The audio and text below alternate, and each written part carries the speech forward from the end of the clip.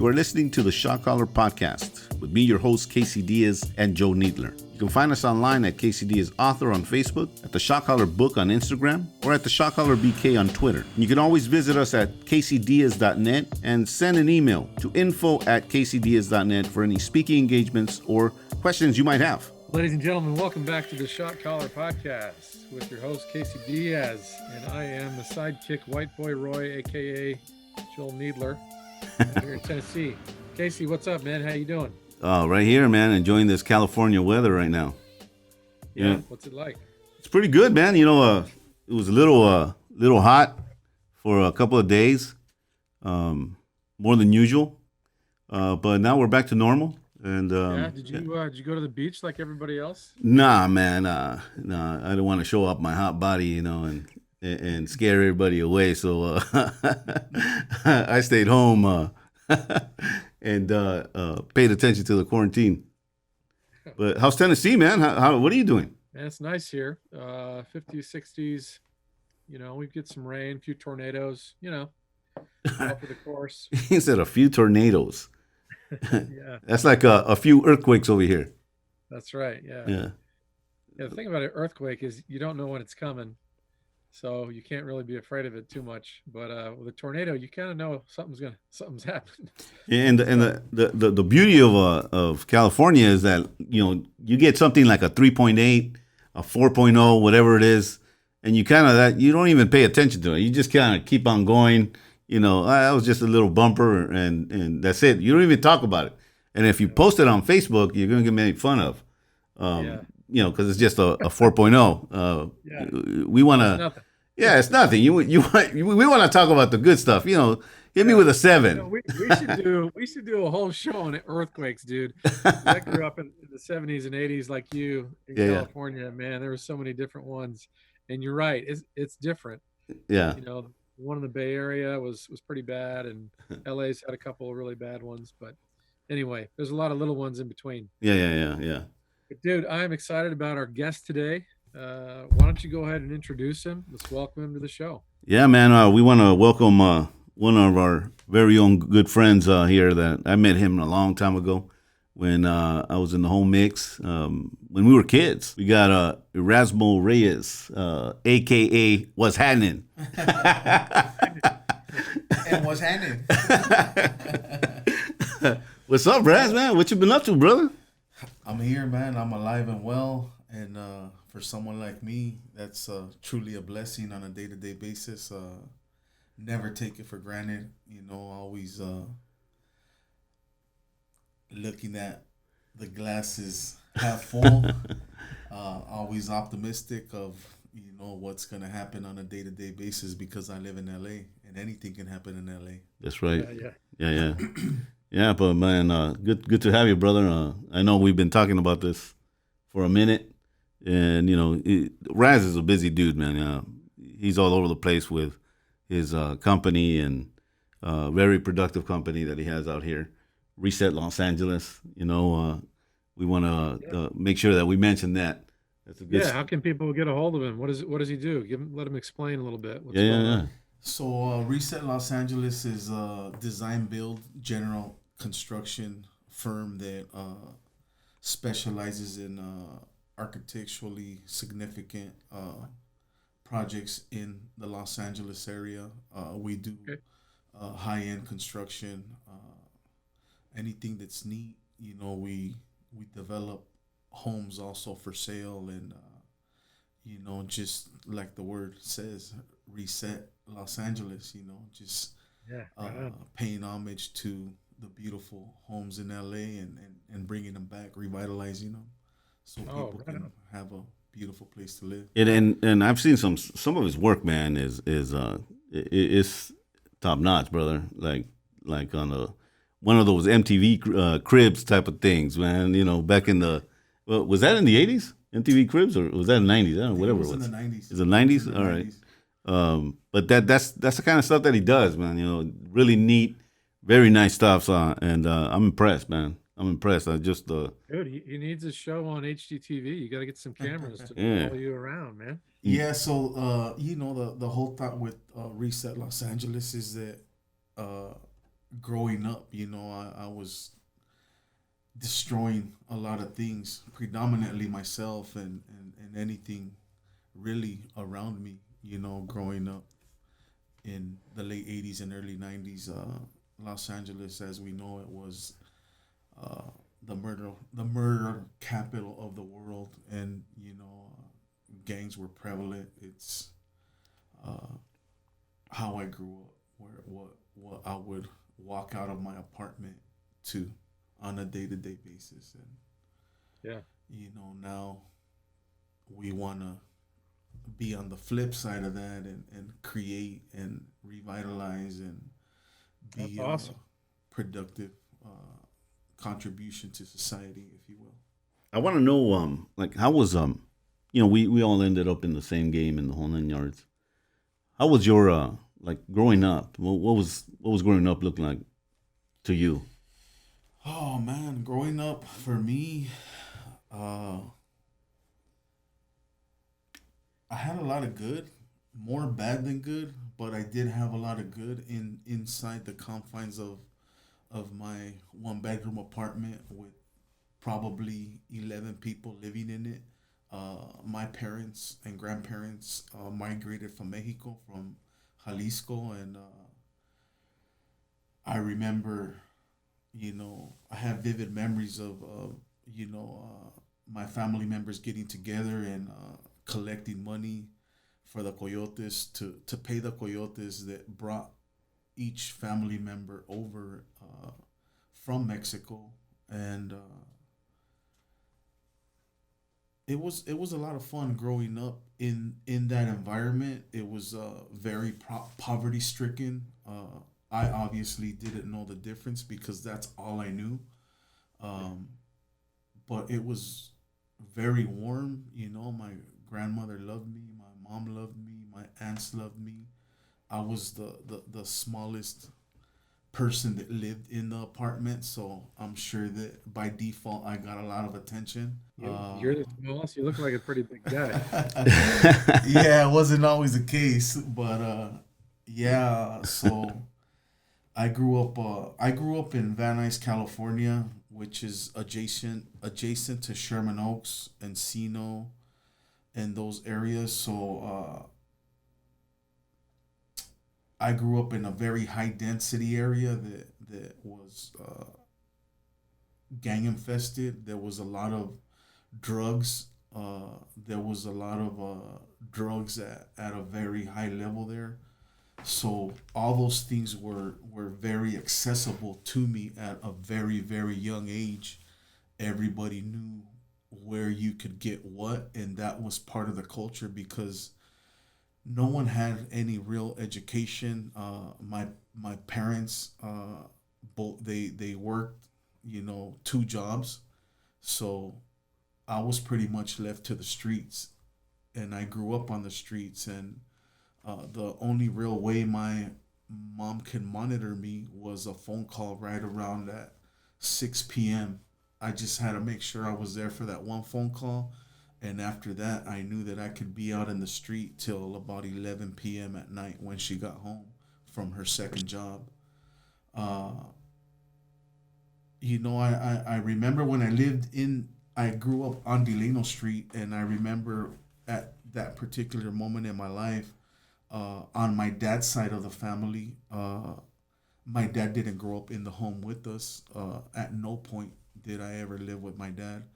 So my mom and my grandmother raised me, but my dad's side, his mother lived about 2 blocks away from me, and all my cousins were from the gang, and they were probably, I want to say, 6 to 10 years older than me, and it was quite a few of them.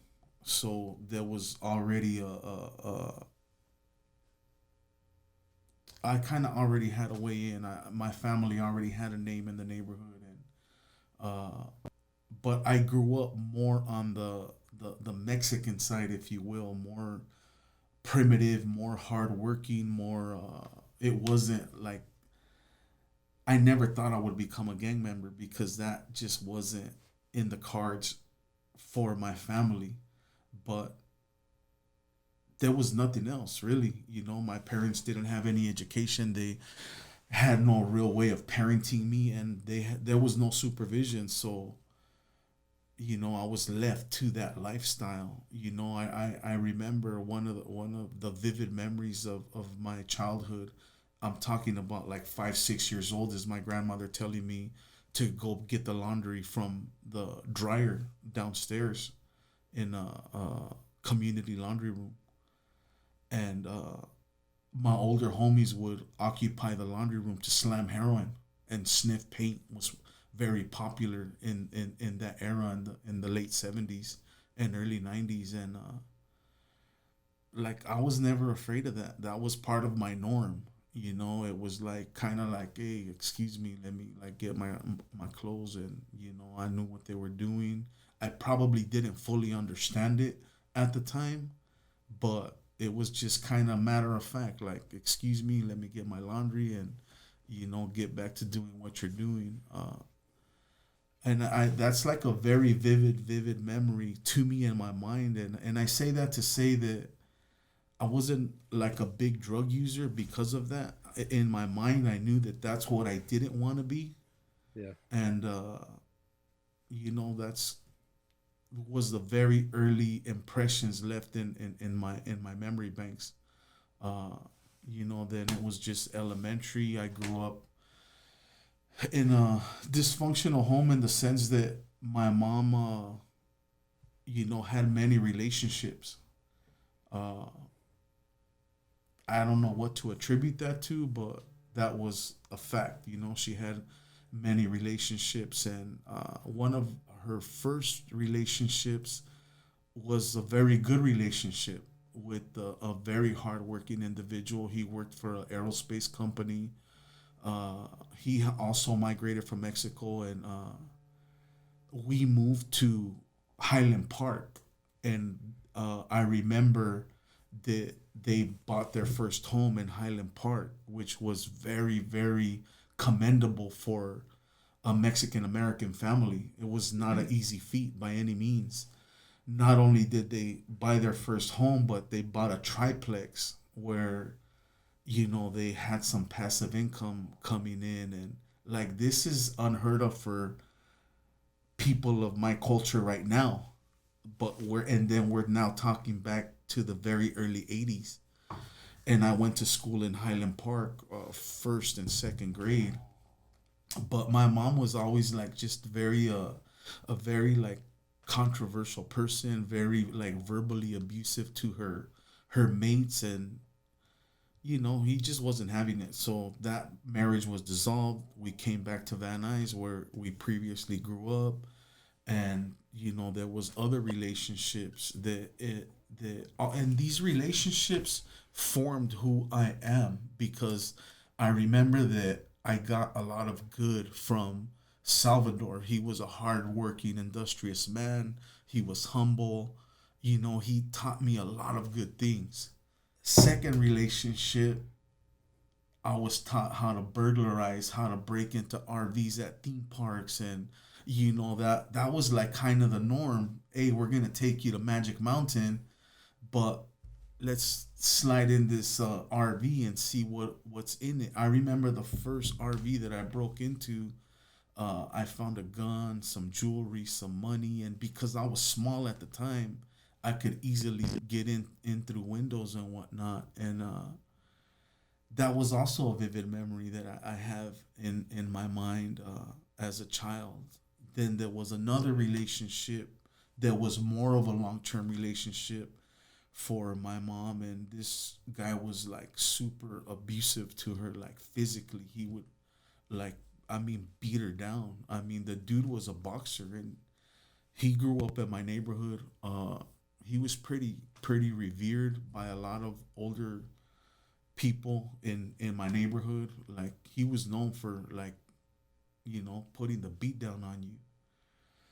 And this dude was beating my mom down. And a lot of it had to do with my mom being very verbally abusive. And I'm not trying to make an excuse by it by any means. We know and understand that that's just flat out wrong. You don't hit anybody, let alone a woman.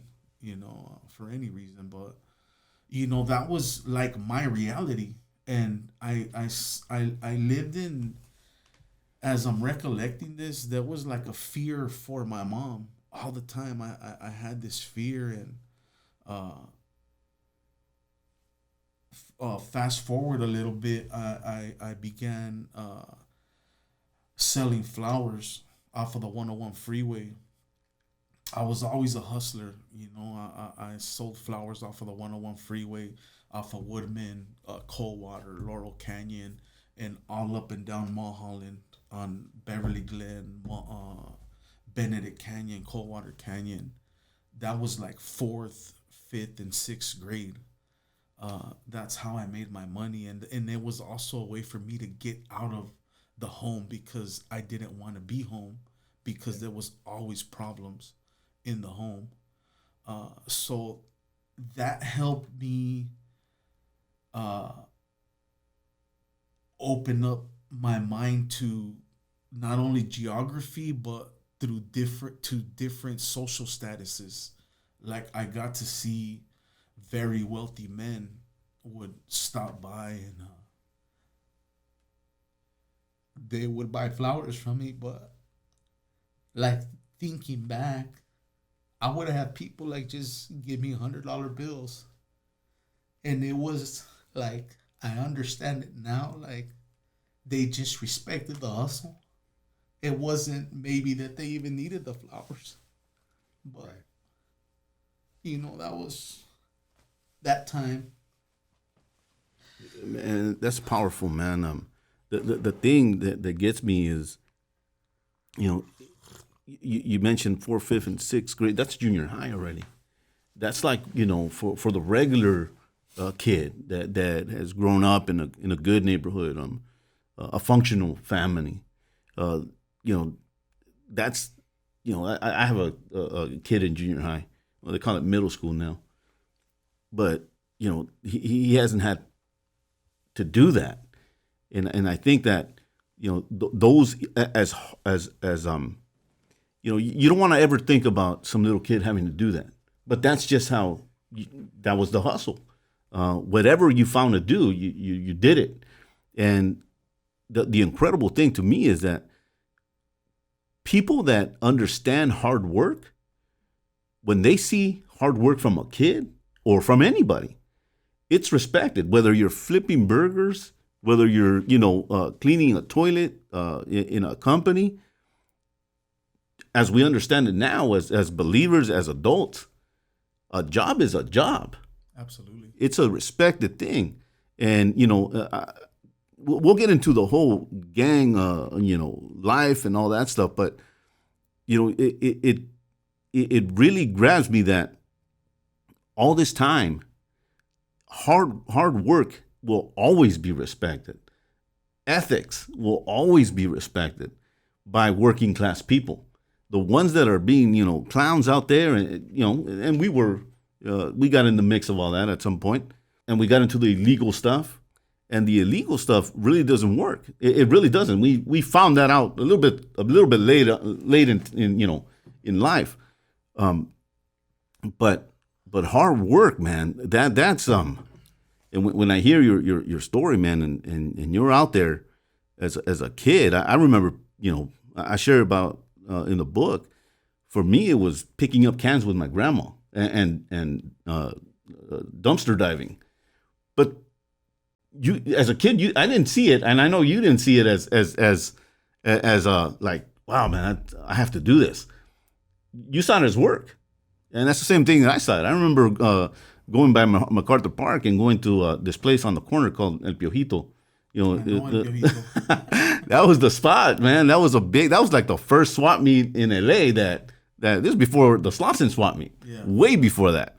And I remember we would go like picking up cans, dumpster diving. I had my little broomstick cut in half with a nail on the or a hook on the end, and boom, jump in that dumpster and grab the cans, right?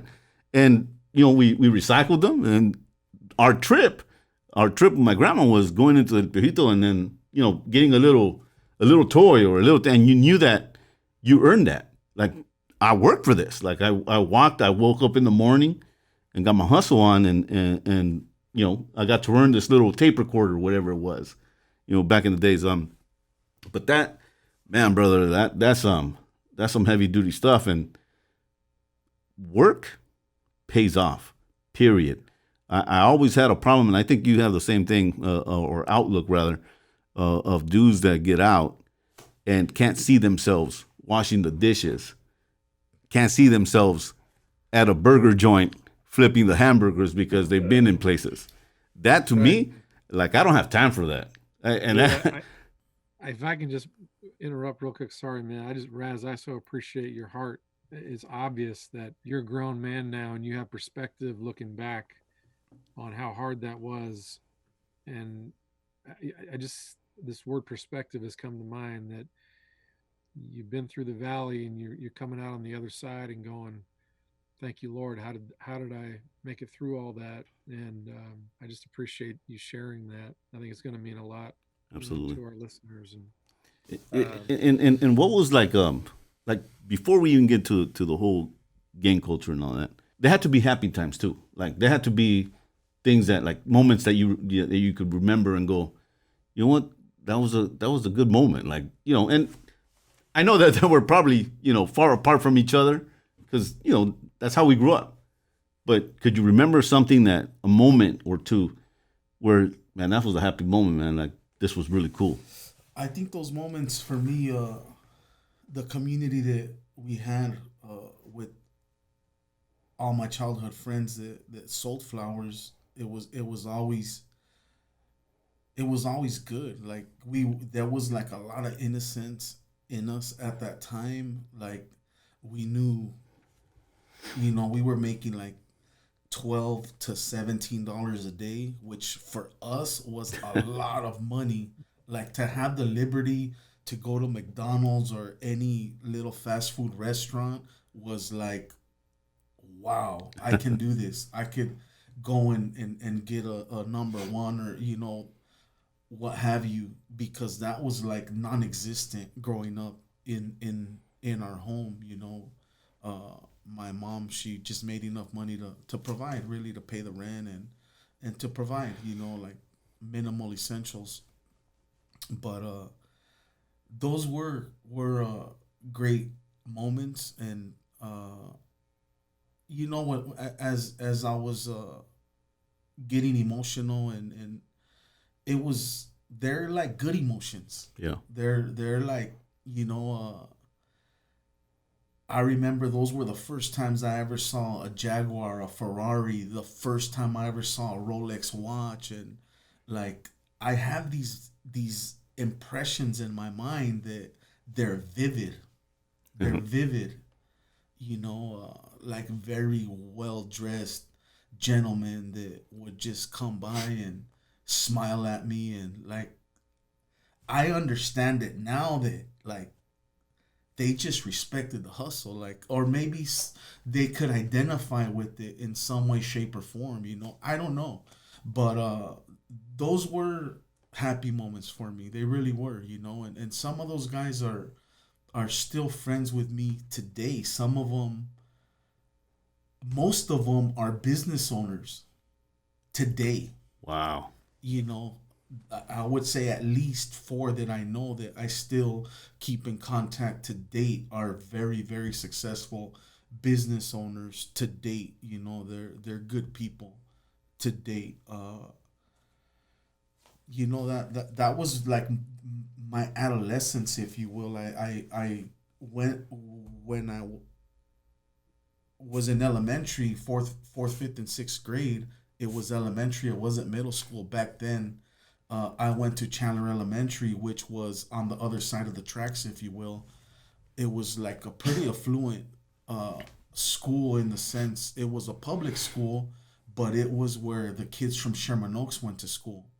So, like, my developmental stages mentally, academically, the way I comprehended things, and uh, also having that exposure to something other than what I grew up in, that really shaped my mind. and left a lot of good impressions in my mind.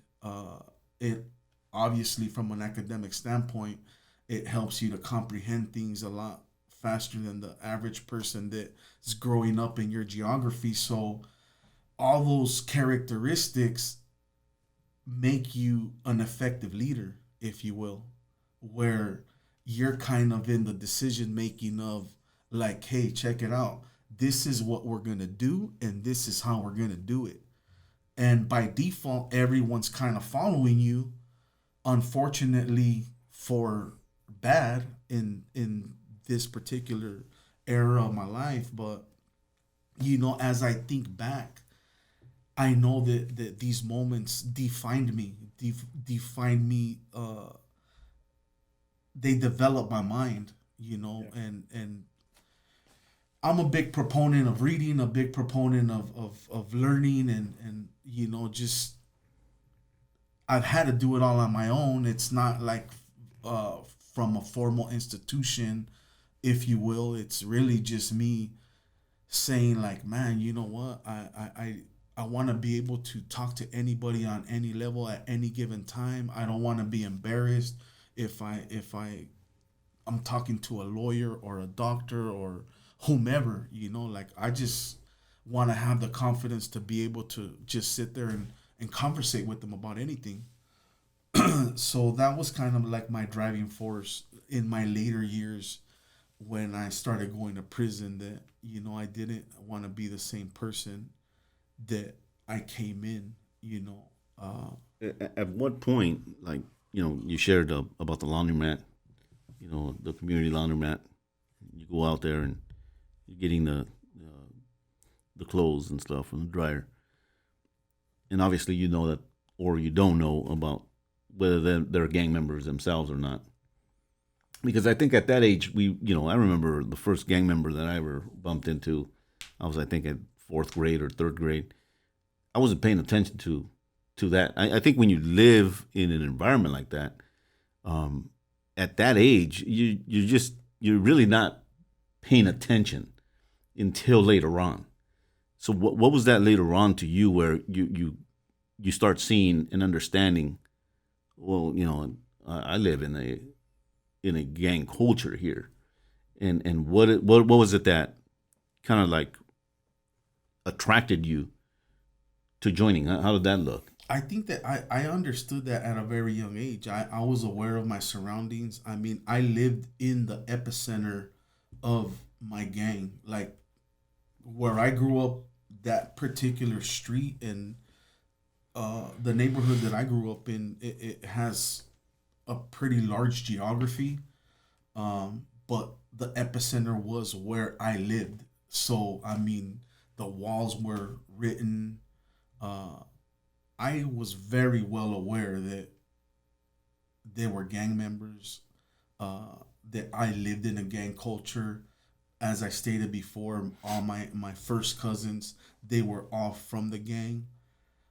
So I was aware of it, but I also had a very strong influence from my mother, my grandmother, and my uncles, and that was like also like frowned upon and looked down upon from a standpoint that, like, these dudes are low lives, they don't work, they're drug addicts, what have you. And I would say that there's a lot of truth to that. However, there's some ignorance and some bias uh, overtones there, because as we get older, we know that if you have a husband and a wife in a home, if your wife doesn't work and she can care for your children, take them to school, pick them up from school, there's gonna be a very heavy influence in that child's life.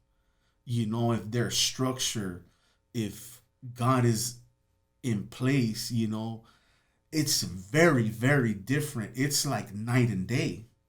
I still, at that age, in my adolescence, there was more of my mother's influence on me than my father's influence, and I didn't really want to become a gang member. But on my mother's side, all my uncles sold drugs on a very high scale, it just wasn't viewed negatively. It was just work. They themselves did not use drugs, but that was a means of survival. Otherwise, they were stuck working at Mission Tortilla for minimum wage, because that's where a lot of my family members worked, at Mission Tortillas, and like it's minimum wage. So, you know, I also had that influence. I knew that they were selling dope straight up, and it was just viewed as trabajo, it's work. And even today, there's a term like, "Hey, do you have any work? Do you have any dope?" That's the verbiage that people use. And you know, it wasn't that they were using drugs.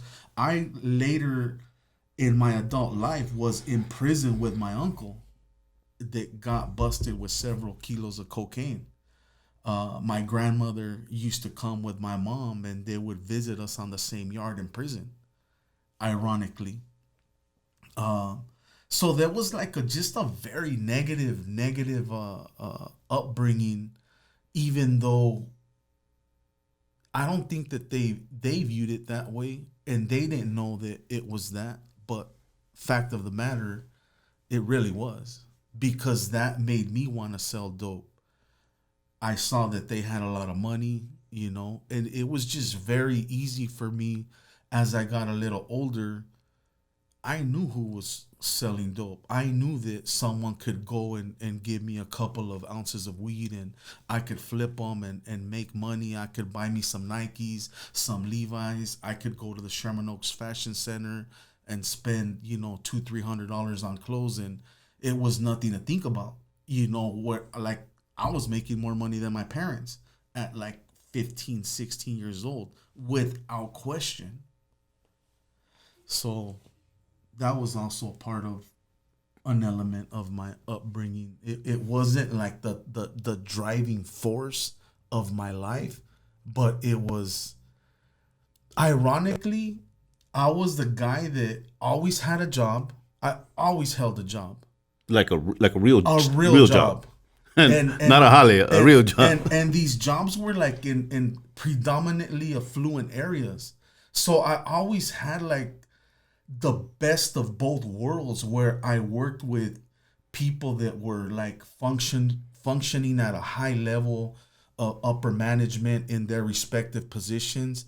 And you know, I was like the little Mexican from Van Nuys, and you know, they really liked me. They wanted to help me along in my thinking, and they did. But guess what? I always had to come back home. I always had to come back to the hood. And what was going on at that age is like, people are trying to kill people where I'm from. That was just my reality, you know? So I had to get myself a gun to protect myself. Uh, I got shot at the age of 15 years old, before I met Casey in camp. Uh, I want to go back to this one pivotal moment in my life where I got home. I was probably about 14 years old, and I got home from somewhere. I don't know from where, but my mom's boyfriend was like beating her in the bathroom. Like, I mean, beating her like a man. And you know, at this point, I was like, I'm done with this. And I saw this big Lasonic tape boombox, if you remember Yeah, yeah, those. yeah. And I smashed it over the back of his head as hard as I could. I mean, I really hurt the guy. And I ran. You know, I ran because I was scared of him. He was a grown man. And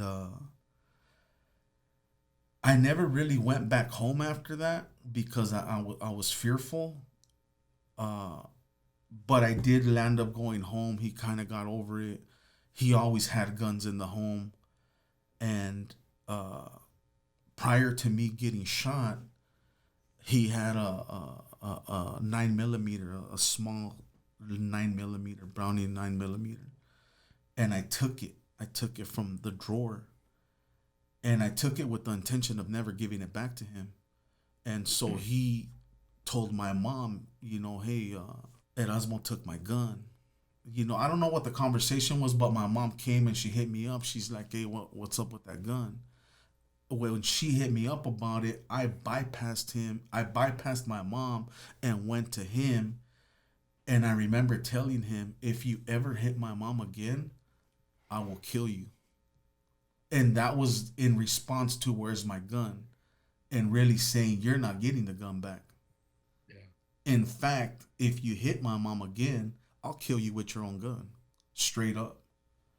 Yeah. And obviously I'm not proud of that, but that was I remember that also very vividly in my mind. And that after that it just like it was a snowball effect of I was like, by that point I was really immersed in the gang, in the culture of the gang.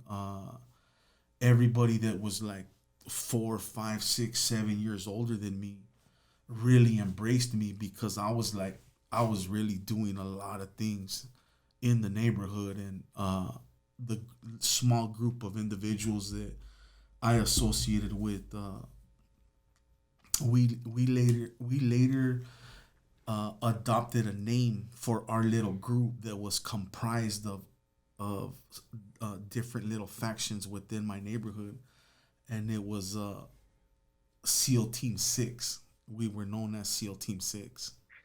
Like, we are the ones that will get in and get out. Whenever you want the grimiest work done, like, it'll be us. Don't worry, just kind of step aside. We got it. And it was kind of like unspoken of for a lot of years. But that was like really the reality of who we were in the neighborhood, to where like individuals that were a lot older than us, and I understand now is because that they really understood that we were fearless, that they feared us. Like, man, these guys will really give it to you, so I'm just gonna kind of step aside and let them do what they do. I'm not gonna be in the opposing party. And we were like very, very vocal. My neighborhood where I grew up is extremely structured. It prides itself as being the only gang in that city, which is pretty unheard of in one city. So there was like a lot of structure growing up for me in the gang culture. Like, a lot of things were laid out like fundamentally that made us very effective, and I would say feared. In Casey's story, it's similar that there's the structure you talk about. There's leadership. It's respected. You do what they say. There's a hierarchy. There's, and you just echoed the same thing. I mean, Casey, that was true in your time as well, right? I mean, there was a leader, and yeah, and you'll find that very commonly so in a gang culture where an older cat is what we would call him, would take you under his wing, kind of show you the ropes, and if the right person took you under their wing, well, everyone else took notice of that. And why is it that you're getting like this favor, right? Why is it that, in your case, how come Raz is with homeboy and such? That gives you a little clout out on the streets, and it separates you from the regular dude that's just sitting on the corner, with a 40 ounce doing nothing but holding up the walls. And in every gang there's that. There's that element where, and in fact, there's more of that than there is the dudes that are actually putting the work in and doing, and what I mean by that is they're going out there and doing some pretty drastic measures to different rival gangs. Yeah. But yeah, that's very commonly known, and and it does. It's like, I actually never really sat down with you and shared that kind of stuff. So hearing it to me, it's like, wow, man, that's like a mirror. That's a mirror of and it's very common that in neighborhoods that such as ours is you grow up. Um, Most likely, you come from a single parent home, or even if there is a male figure, it's usually not the right male figure that you need from the gate. Like it's always somebody that's down low, somebody that's up to no good, and you hate the home. Like I hated coming home. I hated coming home, and I didn't have like it was my biological dad that was at the pad, and I just hated coming home because I knew that something was gonna jump, and you're a kid. What are you gonna do? That's a grown man. What are you gonna do to defend your mom? I mean, you could get in the way for only a second, and you're gonna be pushed out of the way, and the plummeting gets worse on your mom. And that's just that's how it was.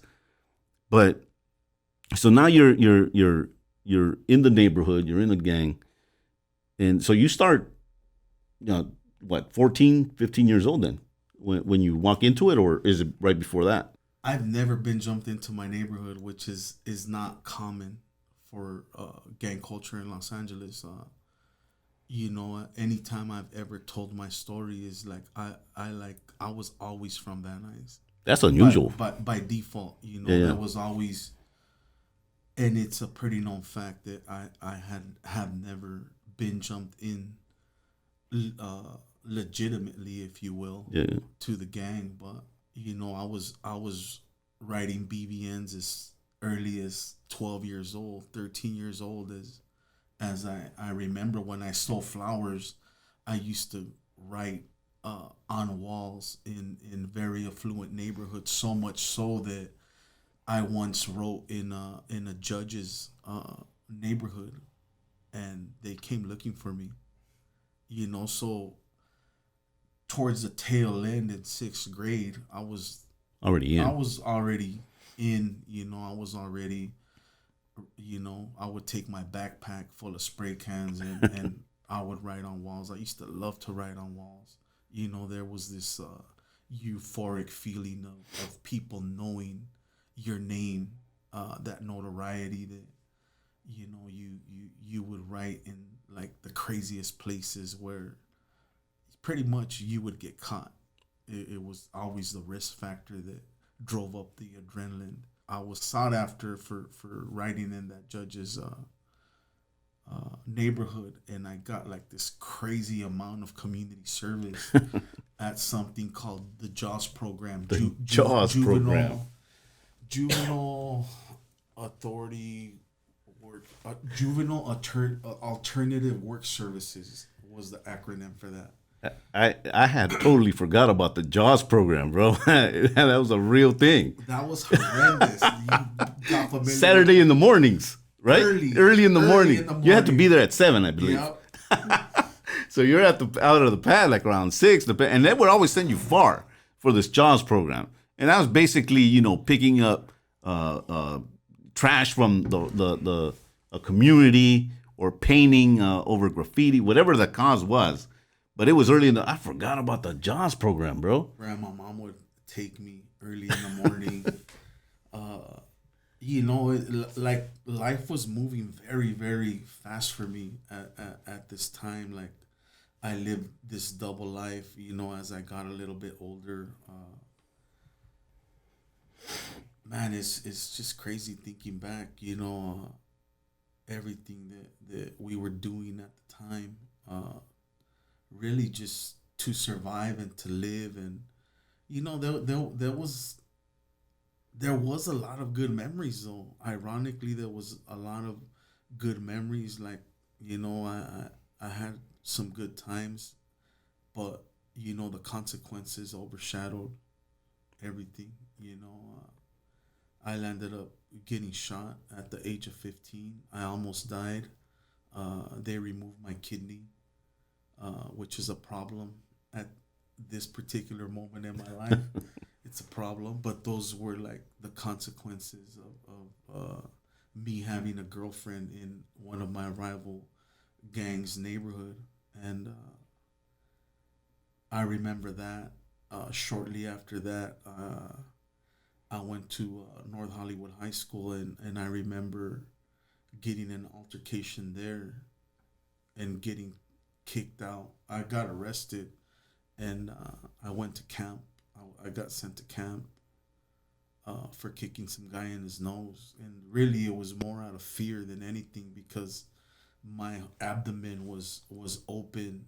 I had a fresh wound, and I knew that this guy was my rival, and he hit me up. He asked me where I was from, and I knew that he was my enemy. So he was sitting down, and I just kicked him as hard as I could in his face, and it was gonna be like my only opportunity before he really hurt me. But he obviously didn't know that my abdomen was in that condition, but that was more out of fear. But I ended up getting arrested for that on the spot. So is that what sent you to That's Camp what sent Miller? me to Camp Miller. Wow. And then it gets really cool.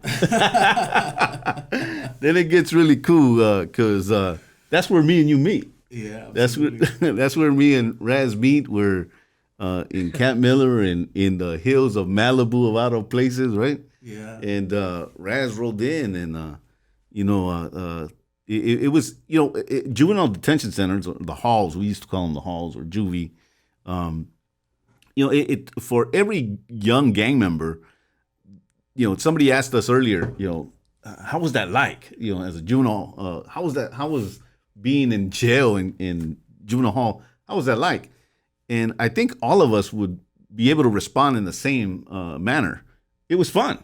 I mean, legitimately, it was fun because it was like a miniature, gladiator school. You went in there, and the gangbang didn't stop. It actually became a little bit more interesting because you're in close quarters, and there's rules that you're not gonna respect or anything like that. You're just gonna you're setting yourself up for a name right off of the bat inside these juvenile halls.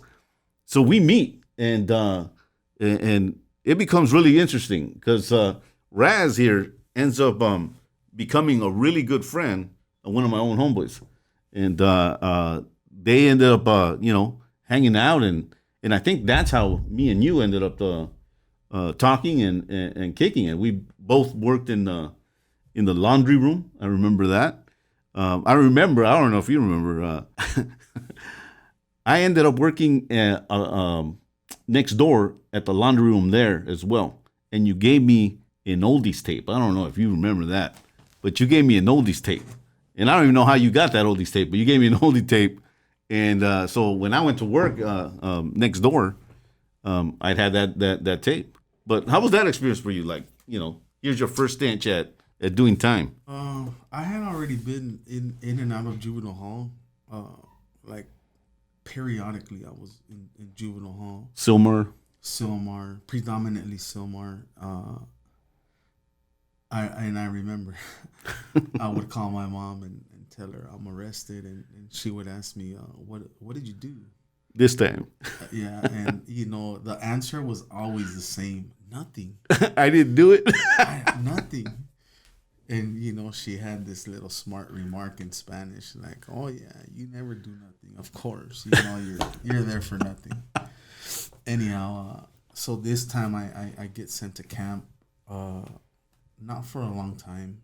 I was just really, really, really active at the time. I was always really active. I always thought that I had something to prove for some reason, and I always went out of my way to look for my enemies or fight my enemies. And I think at the time I was just angry as well. Like all these mitigating circumstances that my life was comprised of. That even verbalizing it now, it's like you have a minute to think it through. It's like it's just not normal. I see my kids. I have a son that's 16 right now. He's a basketball player. Plays really well. His school went to the state to play for the state championship. They didn't win, but they made it. It's pretty good team, and he's grown up nothing like that. There's always been this structure in his life, and the love of his mother, and he's my first child that I've raised from the very beginning, and he's special. He's special to me. Uh, he's always the comparison for me. Like, man, at his age, I was doing this or I was doing that, and that's not his reality, which is good. It's a good That's a thing. good thing, man. That's a good thing. You're a good dad for that. But I'm like a big proponent for giving my kids as much time as I can, and loving them, and just the simplicity of life. I think sometimes to their demise. I hope not, but I'd probably give them a little more than I should. And it's always followed with like, you don't deserve this, right? I'm just giving you this because I love you, and you're God made a covenant with me, and that covenant extends to you. So by default, you're part of that covenant, and this is the benefit Awesome. of that covenant. We want to hear more about that covenant. And Casey, you can talk about how Casey took the tour of all the juvenile halls in the Los Angeles area when he was younger. But I want to hear about your journey, Raz, and how far you went in the prison system, and how God worked in your life, because you're obviously a very, very different man right now, and it's powerful. How did you progress in the system, and did you go to Pelican Bay, or where did you end up eventually? I did. I ended up at Pelican Bay. Right after I left Casey, I landed up picking up an attempted murder where I got tried as an adult uh, for paralyzing a young individual. Unfortunately, and I did not get convicted for the crime. Uh, but that was like something that was very out of the norm to be tried as an adult for a crime at the age of 16 years old. I was the first individual in Van Nuys Superior Court to get tried as an adult for 664-187. And I remember the LA sheriffs would pick us up at Central Juvenile Hall and put us on a bus, strip us down, shake us down, put us on a bus, and they would take us to Men's Central Jail, uh, which is LA County Jail. And they would put us directly on the bus. We would never go in the facility. They would put us directly on the bus. And obviously, because I was a minor, they would put me in the cages. And the only people they put in the cages were either uh, K-10 keepaways, which was someone who was in high power, someone who was a made member of the Mexican Mafia or an affiliate of the Mexican Mafia, or if you were uh, deemed no good and you had to be in protective custody for whatever reason. Maybe you were an informant or, whatever. Those were the people that they put in those cages. And I remember at that age when all the whole other bus, which is comprised of 90% of the bus, uh, people would just look at you like a fish in an aquarium, and they would almost like hail to the king type deal, like, man, that's the little homie, he's fighting a hot one. And there was like this reverence and this respect that you automatically reciprocated from these older men that were covered in tattoos, and they were like the big homies. uh, that was a vivid impression that I have in my mind. And from that, I got out. From that, I was doing that for about like 14, 15 months. I was involved in that case, and uh, my witnesses weren't showing up, so I was found not guilty. They had to let me go, and I later started my prison escapade for like just always really for small crimes, stealing cars, selling drugs. I never ever really, by God's grace, ever got caught for anything serious after that. At least nothing that I was going to court for. And to be honest, I find myself having these conversations with God, and I'm like, man, what, man, God, you've been so good to me. Like I don't deserve to be alive. I don't deserve certainly to be free. There's a lot of things that I don't deserve that I I I have now.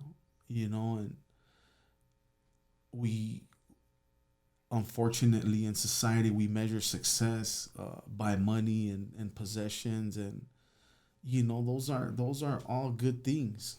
But I tend not to uh, measure success by that. But the interesting thing is, God's blessed you. God has blessed you with those things, and we don't look at those things. And I know where your heart's coming from. It's obvious to even everybody that's listening to this. Um, but part of that, by God's grace, by God's goodness, He gives us things that we don't deserve, because the reality is we don't deserve anything. That's when you draw up to the conclusion as a Christian, we're very deserving of hell itself. And by the grace of God and what Jesus did on that cross, I mean that there's moments. It doesn't have to be Easter to be thinking about these things. This should be like for every Christian man, for every Christian period, to sit down in that moment in the morning or wherever you're going to spend time with God that day, to really like wrap your head around that. It was what He did on that cross, the finished work of Christ on that cross. And it doesn't have to be Easter. It should be a daily thing where we think about, man, God, I don't understand why you're so good to me. Like, I don't get that part. And we work hard with our hands. We do whatever the Bible says. Whatever you find to do it with all your might. Whatever your hand finds to do with all your might.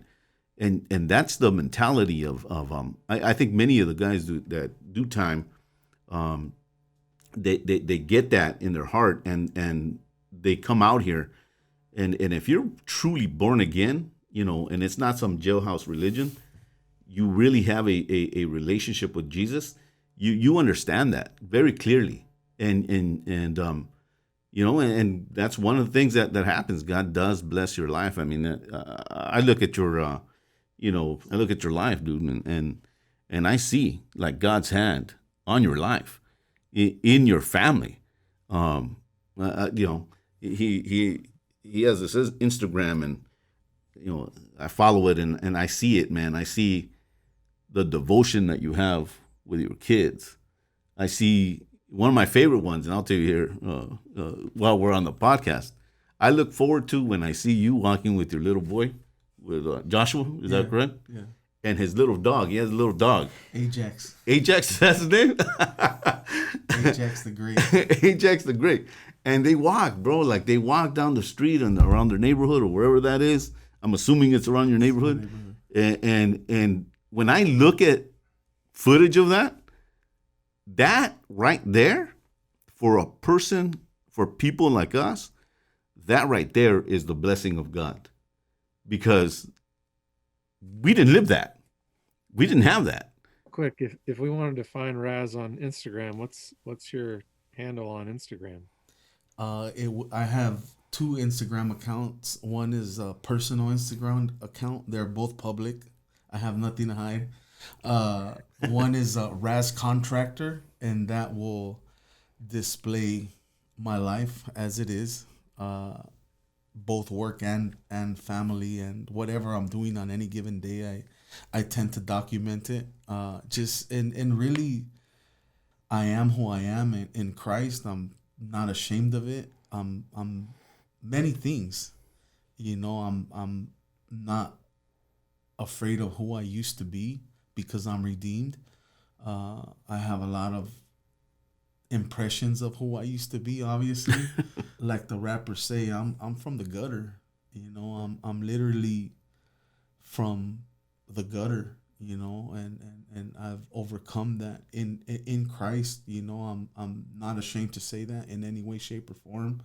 You know, my well of knowledge comes from the Bible. The wisdom that I benefit from and get to apply is from the Bible itself. And uh, you know, I'm just extremely blessed on just on a day to day basis, and truly, those walks with my son are probably to me the most rewarding of my day to day, where I get to dialogue with a 2 year old boy that's super animated. You know, he's definitely gonna be a powerful instrument of God. I could see it in his character. You know, how he rationalizes things, and his day to day antics, if you will. Uh, but it's very very rewarding for me to take those walks with him. You know, it's when I feel free, where I feel like I'm just carefree, you know, and we know that life isn't that way for adult males that are responsible for a wife and children that run a business. You know, that's just not real life. You know, you have a tremendous amount of responsibility, and you know, as Casey was stating from the scripture, you know, there's the scripture that says whether you eat or whether you drink or whatever you do, do all unto the glory of God. And you know, as you function in in the word, you know, and nothing's perfect. I don't want to paint this perfect picture like I'm this really great guy, because ultimately I'm like Paul, very much so. I'm the chief of sinners. I know what I've been delivered from, and I'm aware to a very, very high degree what I've been delivered from, and I'm very conscious of it. Like to work hard. I like to make money. I abide by these scriptures that say that a wise man leaves an inheritance to his children's children. And, you know, I definitely don't drive a Mercedes. I don't think there's anything wrong with driving a Mercedes, but I just allocate my money a little bit differently. You know, I love shoes. He's right about that. But, you know, point is that I find a lot of pleasure in the simplicity of life, you know, drinking a cup of coffee, reading, uh, enjoying a hike with the friends that I have, you know, spending time with my wife. Man, my wife's been through a lot with me. You know, I proposed to my wife real quick while I was on the floor during a raid. My wife was 18 years old at the time, and we were caught up in a raid at probably about like at 5 a.m. in the morning with, gosh, I don't even want to exaggerate, with 30 plus heavily protected police officers that raided the place where I was staying at the time. You know, that's how I proposed to my wife while we were on the ground handcuffed. You know, I knew that I was going to go away for quite some time. And, you know, at that time, there was a lot of self interest involved in that, you know, if I'm honest with myself. But today I know that God had a plan. God had it worked out that way, because He put us in a place where we really got to know each other. And I was away from her physically for 4 years, and it was really just us getting to know each other. You know, like really, who are you? And to me, that's beautiful, because my wife married me for me. We've been together for 21 years. You know, as they say, the cliche, I wouldn't trade it for the world. Yeah. I'm kind of like jumping all over the place from different time periods, but I'm trying to No, paint a picture. But these are powerful stories, bro. I'm willing to sit back and let you tell these stories, which is awesome. Casey, I mean, how many people propose in handcuffs on the floor surrounded by 30 police? LAPD, right? In full riot That is gear. In just full riot crazy. gear. I mean, hey, it doesn't get more romantic than this, people. No, man, it really does. Hey, and she said yes. And she said And yes, she brother. said yes. That's a real ride or die right there. Bonnie and Clyde. Bonnie and Clyde, brother. But here's the cool part, though. Like I again, I see your story, and we keep in touch quite a bit. We're always, just simple talk. I mean, just we always have good conversation. And one of the things that I see about Raz, and I'll tell you this, like straight up, I haven't seen and someone that loves their wife like I see you do, and it's apparent, bro. Like, one of the things that I've always been made fun of is, even in the church, and I'm a pastor and stuff, and by the grace of God, that it actually happened, right? But I even lack in that department. And I don't know what it is, man. They've always questioned me, we never see you holding your wife's hand. And me and my wife have a Joe, Sana. We have too fast, man. You can't hold her hand. She's moving too fast. That's right. She's always up to something, so I got to catch up. But one thing that I always see, man, like you're always like putting her up on the platform, and I don't think that you're doing that so that people can see. I really think that is your relationship, and you could see it. There's people that that every one of us need to learn from, and in that area, brother, I'll tell you straight up, I admire you for that, man, because I need some help in that department.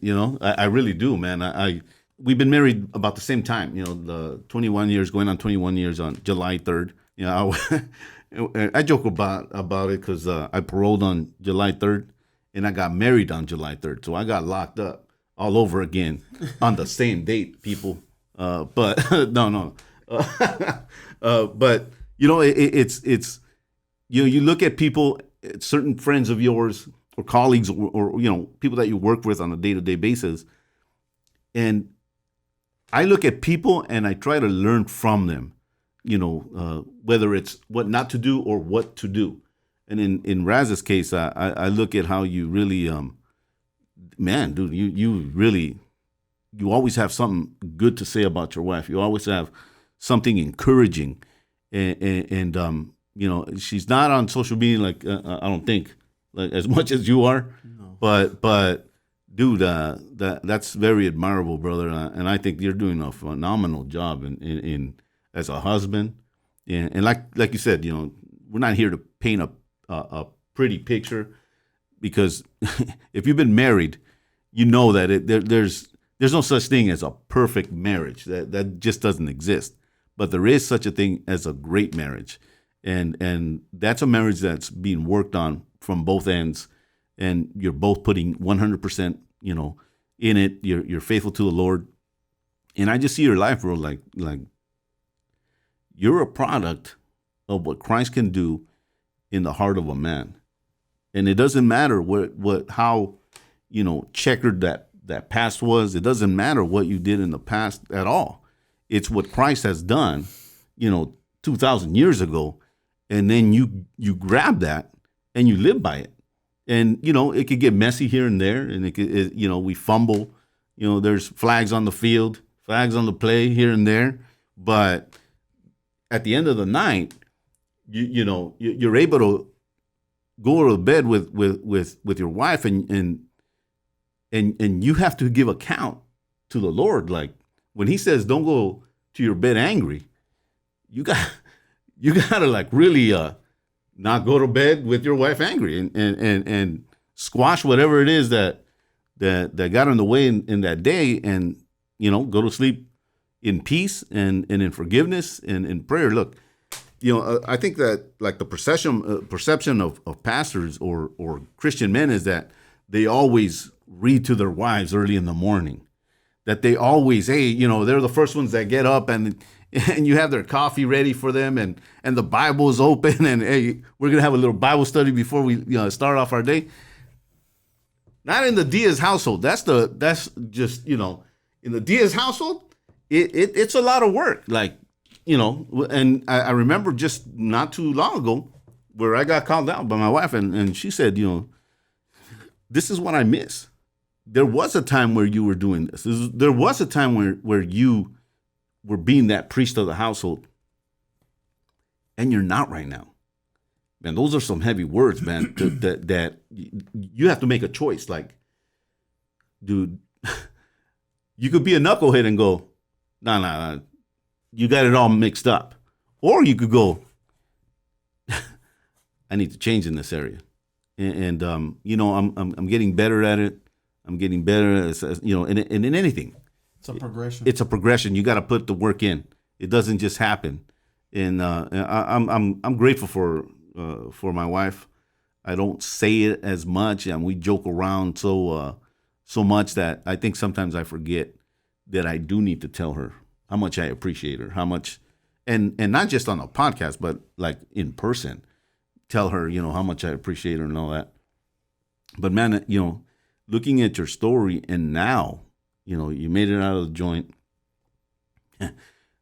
That alone, right? I mean, that alone, and we live in a situation in prison where the common name of it is the revolving door, and we've went through that. You're in, you're out. Sometimes you're in before before the weekend is over, you're back in, and then you got the long terms and the short terms, all that. But to see the revolving door stop, can it happen to anybody? Absolutely. Absolutely. You just got to want it. I'm sure that you have cats that come across you, and I've had the same thing, where they'll use an excuse of why they don't want to straighten up. And, unfortunately, they do continue that kind of lifestyle in and out. And at what point do you actually man up and go, I'm 50, I'm 60. At what point do I stop playing the games? And I think for us, it was the Lord.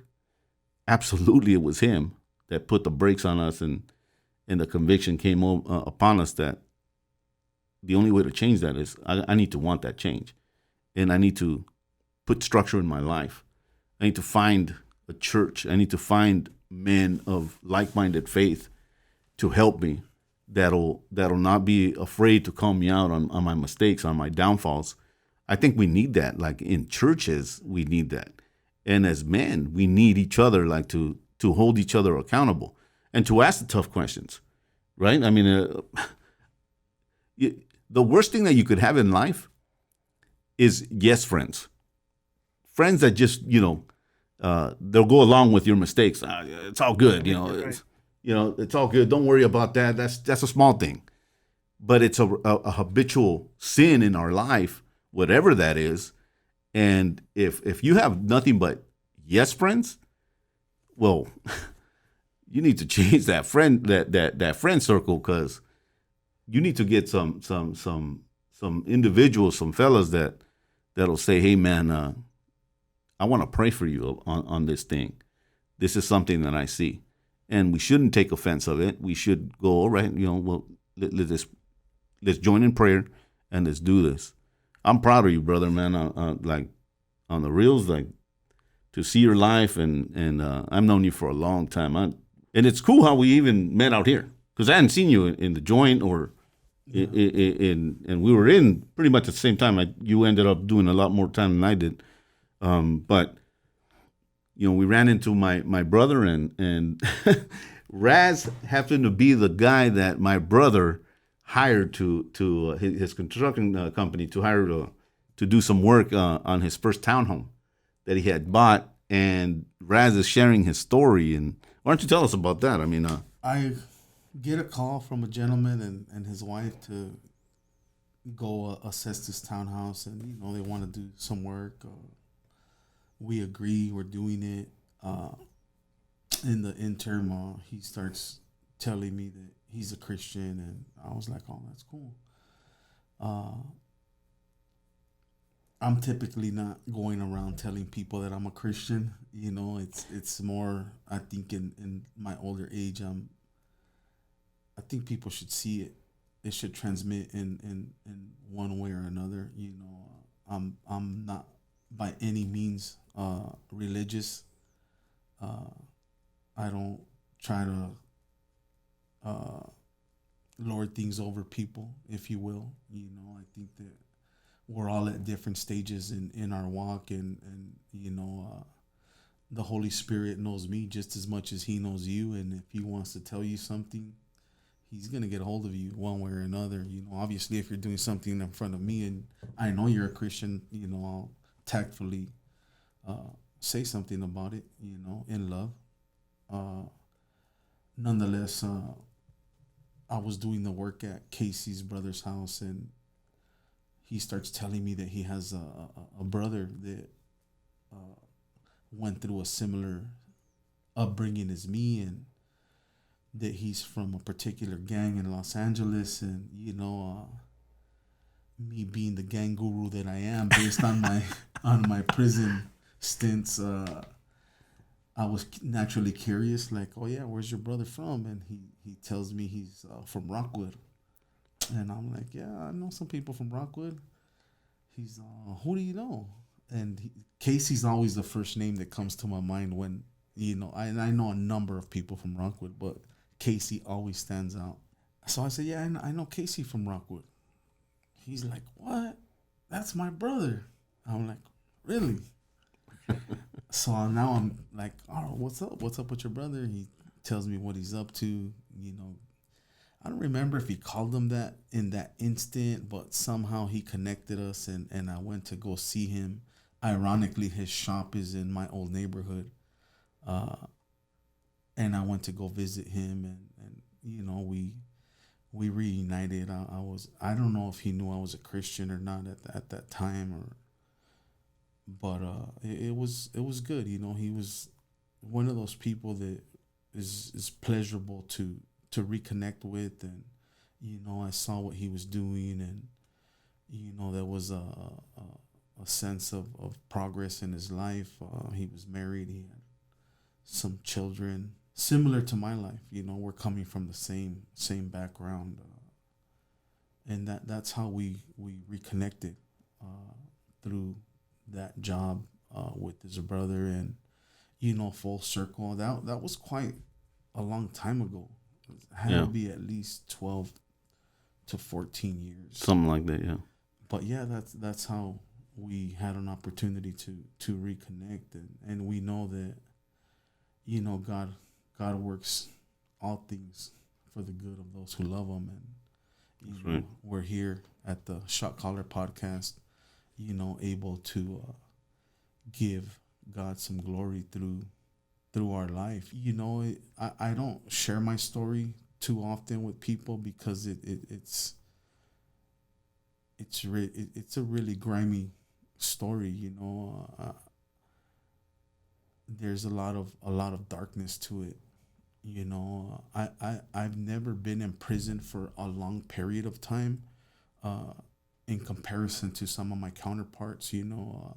All the people that I grew up with, as a very, very young man, are just now getting out of prison, 20 plus years later, 21 years, 23 years, 28 years. And a lot of these individuals were housed in Pelican Bay, in the Corcoran Shoe program.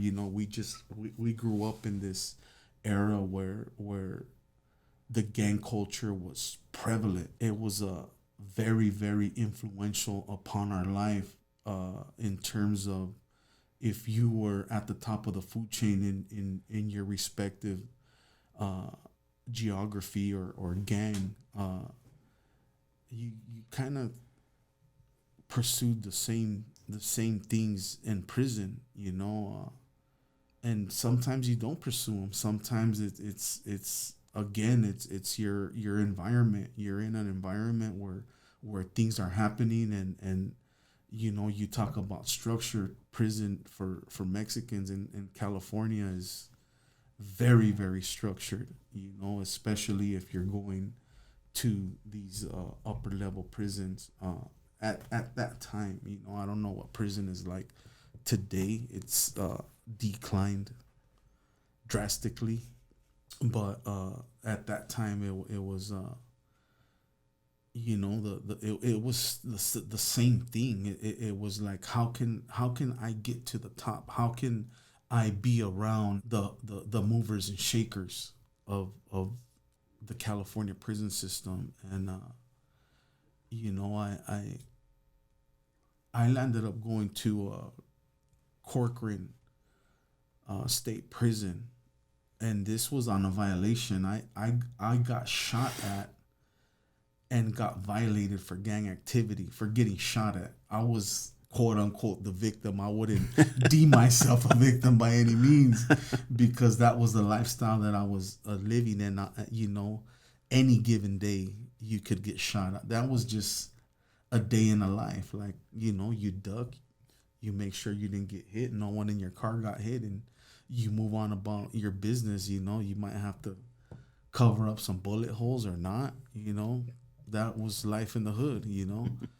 At this particular time, I got shot at and I got a year violation, and I went to something called the RTC, return to custody.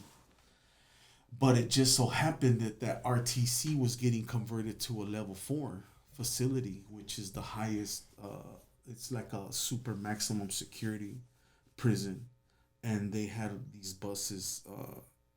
They were turning the yard over, and they had buses coming from Pelican Bay, from New Folsom State Prison, from Tehachapi 4B, from Calipatria, like all the maximum security prisons were coming to this prison, and they were making a full yard. Well, in that you get good and bad, from a political standpoint. Good meaning people that are in good standing in their respective gangs, and then the people that have faltered in some way, shape, or form are deemed to be no good. They're deemed to be wanted, and they're pretty much going to get stabbed on the yard. That's what's going to happen. Uh, so I'm on this yard, and it's turning over. And long story short, I get caught up in something that landed me in the corporate shoe program in the very early 1990s. And corporate shoe program, you guys can YouTube this or do the research on it. There were federal indictments given to a lot of CDC officers in Corcoran because they were staging fights with inmates and betting on them in the Corcoran shoe yards, predominantly by northern and southern Mexicans, but not excluding anybody else. We were just the prominent members within in these ADSEG, administrative segregation, and the SHU is an acronym. SHU is Security Housing Unit. That's where you were held if you were deemed a safety and security, a threat to the safety and security to the institution, and they would give you these determinate sentences in the SHU program, and if you progress, they would give you points, and they would give you more time to be housed in this SHU program. And at the time, there was like this big feud going on between northern and southern inmates, as well as black and white inmates, and it was just this big war going on at the time. And it was kind of like, it was really a gladiator school. Everyone was on a physical regimen where you were mandated to be in top physical condition, because you were going to come out and basically fight for your life, because ultimately the correctional officers were going to shoot you, in these altercations. And this is all documented. You guys can look it up, whether it's on YouTube or do the research on it. But I was in the Corcoran Shoe program in the early '90s when all this was going on, and that's something else that kind of shaped my personality and who I was as a a gang member in prison and in my geography and in my gang. The early stages of my life were very rational, if you will. I had like a sense of normalcy, and then now reading Romans, I know that I have a conscience that bears witness against me. I knew the difference between right and wrong, and I never went to prison doing a long time. So I kind of, in my own way, stayed out the way, but I also got into the mix by default because things were going on around me, and it was inevitable that I was gonna get involved. Casey was literally in a solitary confinement cell 23 hours a day, and he was visited by a woman who was conducting a Bible study. You were at Corcoran.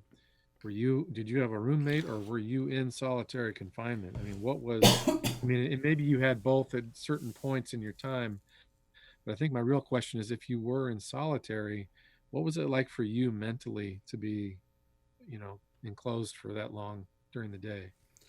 So the shoe program is solitary confinement. That's what it is, where you're Yeah. 23 hours a day, 23 hours a day held in your cell, and then 3 times out of the 7 days you come out to yard for an hour. In Pelican Bay, it's different. You get an hour each day, but in Corcoran, it's every other day, I believe. Wow. So I was in the shoe program, which is solitary confinement. I always had a cellie for the most part. How was it? I think that's affected my personality to date, where internally I really have to work hard to function because I have certain expectations of people, or it made me very very disciplined. It made me extremely analytical. That's where I read a lot. There was a few people that went crazy on my tier. I got to see that. uh I read where these shoe programs were designed by leading psychologists they're designed to mentally break you down. That is the end all. That's what they're hoping to do, is to get you to break down and comply with the California Department of Corrections. And this is what's been documented. It's my opinion, obviously. I believe it. It has had some adverse effects on me, where I have very high expectations for people, and that's just not the reality of life. We're all wired different. Everybody doesn't wake up at 4 in the morning, like I do. Everyone isn't as driven as I am. uh those have been tools that I've used that have worked for me in the free world, out here, being free, now being, a redeemed individual and a productive member of society. Uh, but the fact of the matter is that a lot of people are just not like that. They're not wired that way. I ironically had a cellie that was not a Christian. I think the Lord was dealing with him at the time, but he always read his Bible like right around 4 o'clock in the morning. He would wake up and wash himself up, roll his bed up, and go by the front of the door, and he would sit down and read the Bible. And I thought that like very interesting. Like, here we are, uh, at the top of the food chain of the gang pyramid, and this guy's reading the Bible. And he was like an extremely intelligent individual. I used to call him the almanac, because he used to read the almanac for fun, and he just had like facts. He had a lot of facts stored in his mind. He had been in the shoe program for like 17 years already, and he was just an extremely sharp individual. And a lot of the people that I came in contact with in the shoe program which is a prison within a prison,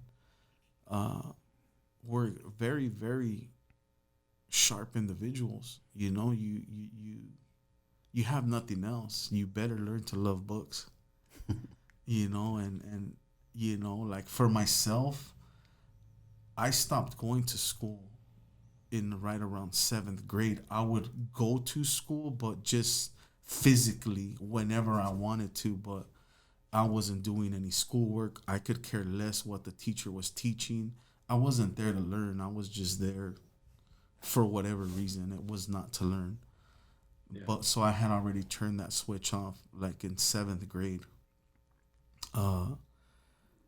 But I just kept my mind busy. I told myself like, man, you know what? I'm not gonna let this place break me. I'm definitely not going crazy. And I didn't have a lot of time to do anyway. So, I was only there. I think I got out in 97. So I was there like for 4 years on that particular time. But there was so much stuff going on within the disciplinary aspect of my stay there that I landed up getting kicked out of Corcoran. I managed to get myself to a place called 4A, 4 Right, and that was known in our culture as the last stop. Like anybody who was affiliated, they had mobsters there, like just high profile people. I wasn't high profile, but I was just involved in a lot of stuff, all by default. I don't want to make it seem like I was this crazy individual because it was more survival than anything else.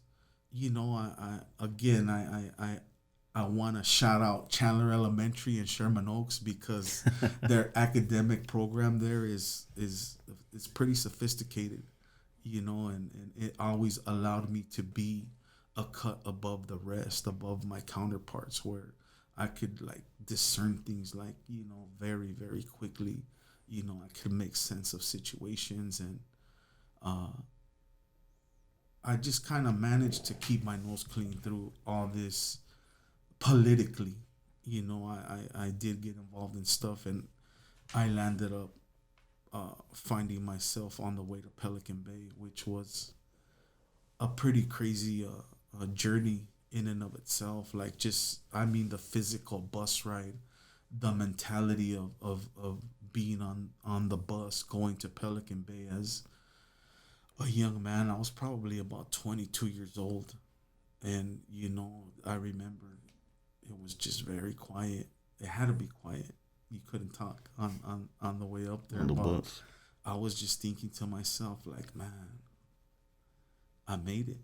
I'm going to headquarters, is what they used to call Pelican Bay. I'm going up there, but my heart was beating. There was fear, there was excitement, there was a lot of emotions were going through me, and I made it to Pelican Bay State Prison, and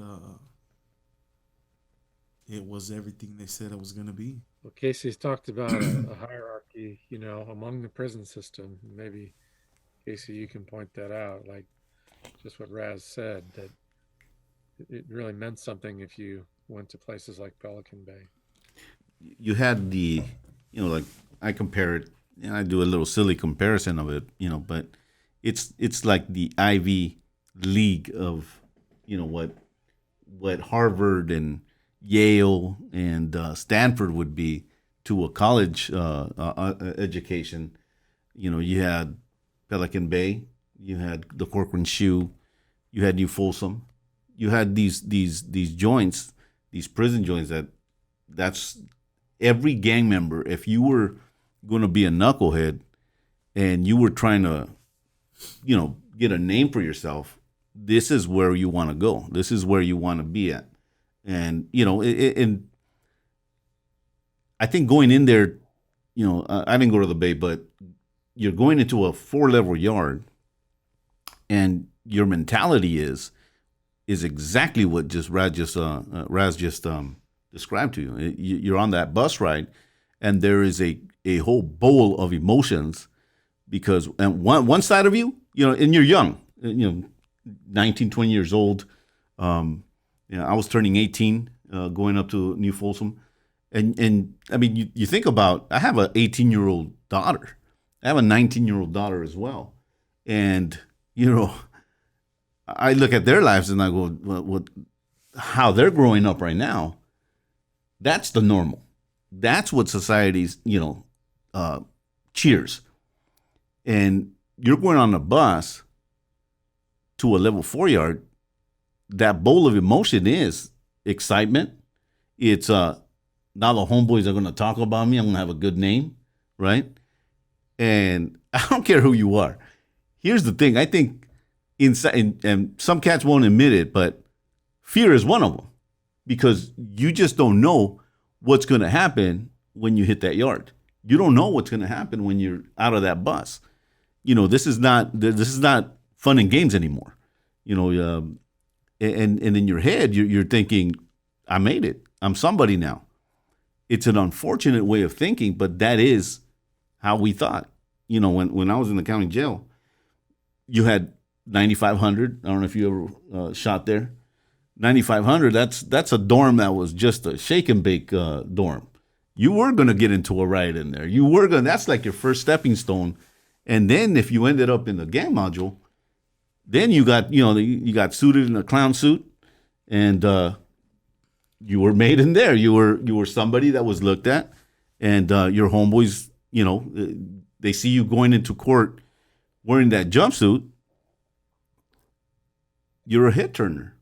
People look at you, and those are like goals. Those are places that we admired. Those are places that, if you were a gang member that was actually, putting in work, that's where you wanted to go. Does it affect you? I think so. I think, and I like what Brad said. It affects you in two ways. One, it gives you structure that you probably didn't have before, and it's a whole different structure. And then two, you do look at people, and when they don't show up on time, when they drop the ball here and there, in the back of your mind, I think it stays with you. Like you have something to say, and you gotta like put yourself under control and go, no, I'm out here, and this is the whole different jive. This is a whole different game out here, and I can't act like I used to act. I have a friend who, and I'm hoping that he'll come on here. He lives out of state, and he's a very good close friend of mine. His name's Angel, and I'm hoping that he when he's in town that he joins us. But this dude. When I look at his life, you look at somebody that's not Chicano, and then there's that side too, because for the majority of that whole game, it's all Chicano, it's all Mexican Americans, and then you have Darwin Diaz, right? El Darwin, like you better prove yourself really quick. That you better do something really quick because hide the name, but. That is, and then you look at people like Angel. There's so many. It's so how do I explain this?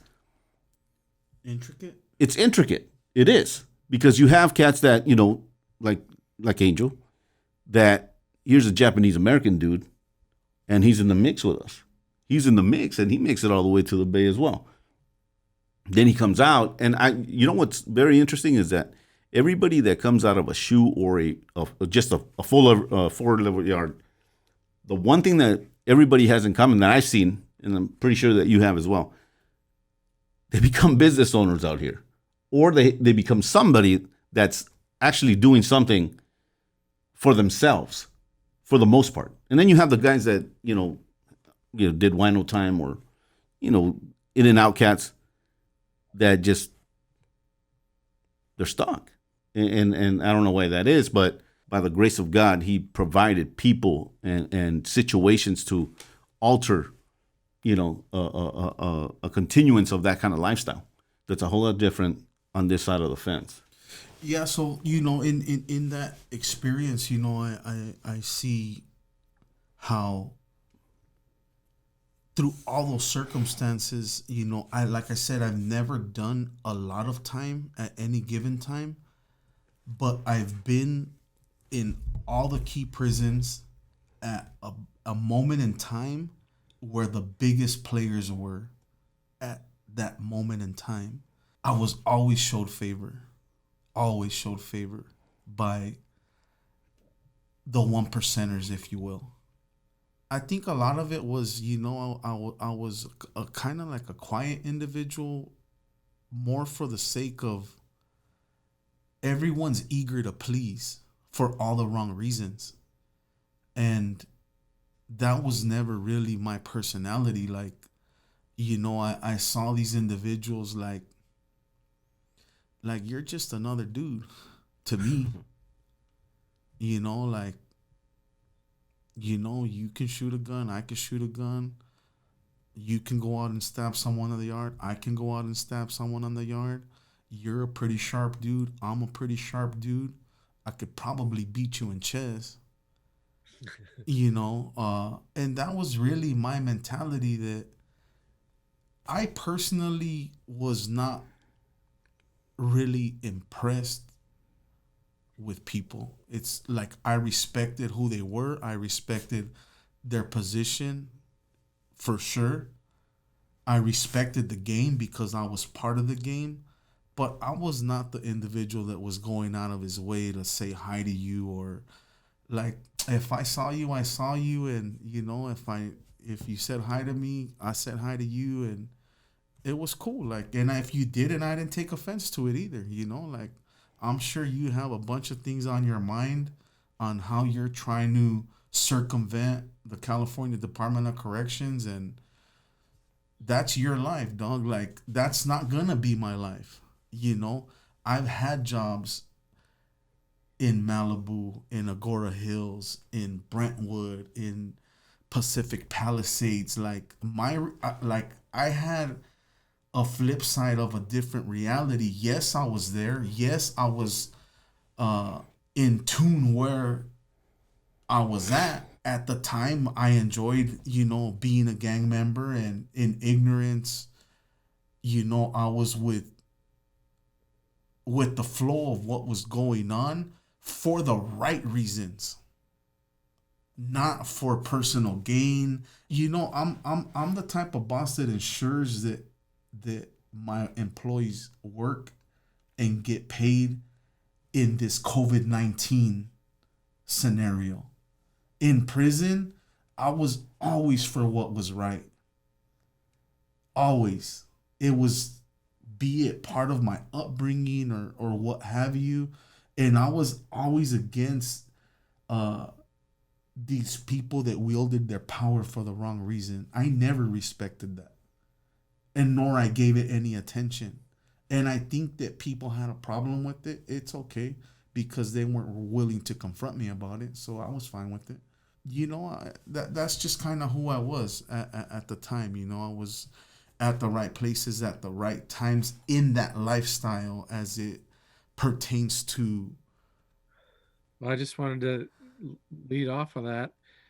So, what was your encounter with God? I mean, what changed your mind about the Bible or Jesus, or what was your moment? Because it's obvious that you had this compass inside of you, even though you're involved in gangs, you still had this sense of right and wrong and justice and doing the right thing.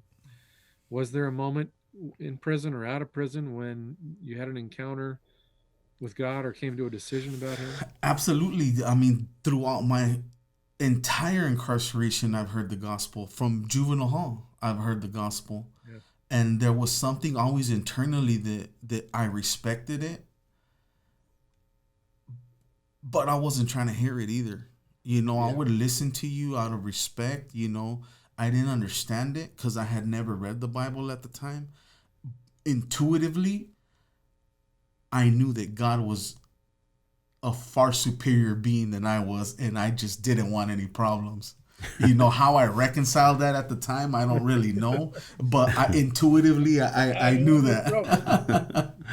You know, so I always heard out the spill, you know, but I know that I've been hearing it since juvenile hall. For me, God did catch me in prison, but it was on an entirely different uh field scenario. You know, I paroled. I've paroled twice from Pelican Bay. I was out for a period where I discharged my number. So I got caught again. I went back to prison with a new number, like brand new. And the crime was a very low. I mean, I don't want to say it was low because I got 10 years. You know, no one wants to go to prison for 10 years. But given like my environment and everyone that I grew up with went to prison for life, straight up. So, you know, there's a rap artist. I don't know if you're familiar with them, Nipsey Hussle. He recently got killed. And he has a hook that says, my homeboy got 12 years. It was a sweet deal. Like, that was our mentality. Like, 12? I'll take it. I'll take it really quick. Like, that's nothing.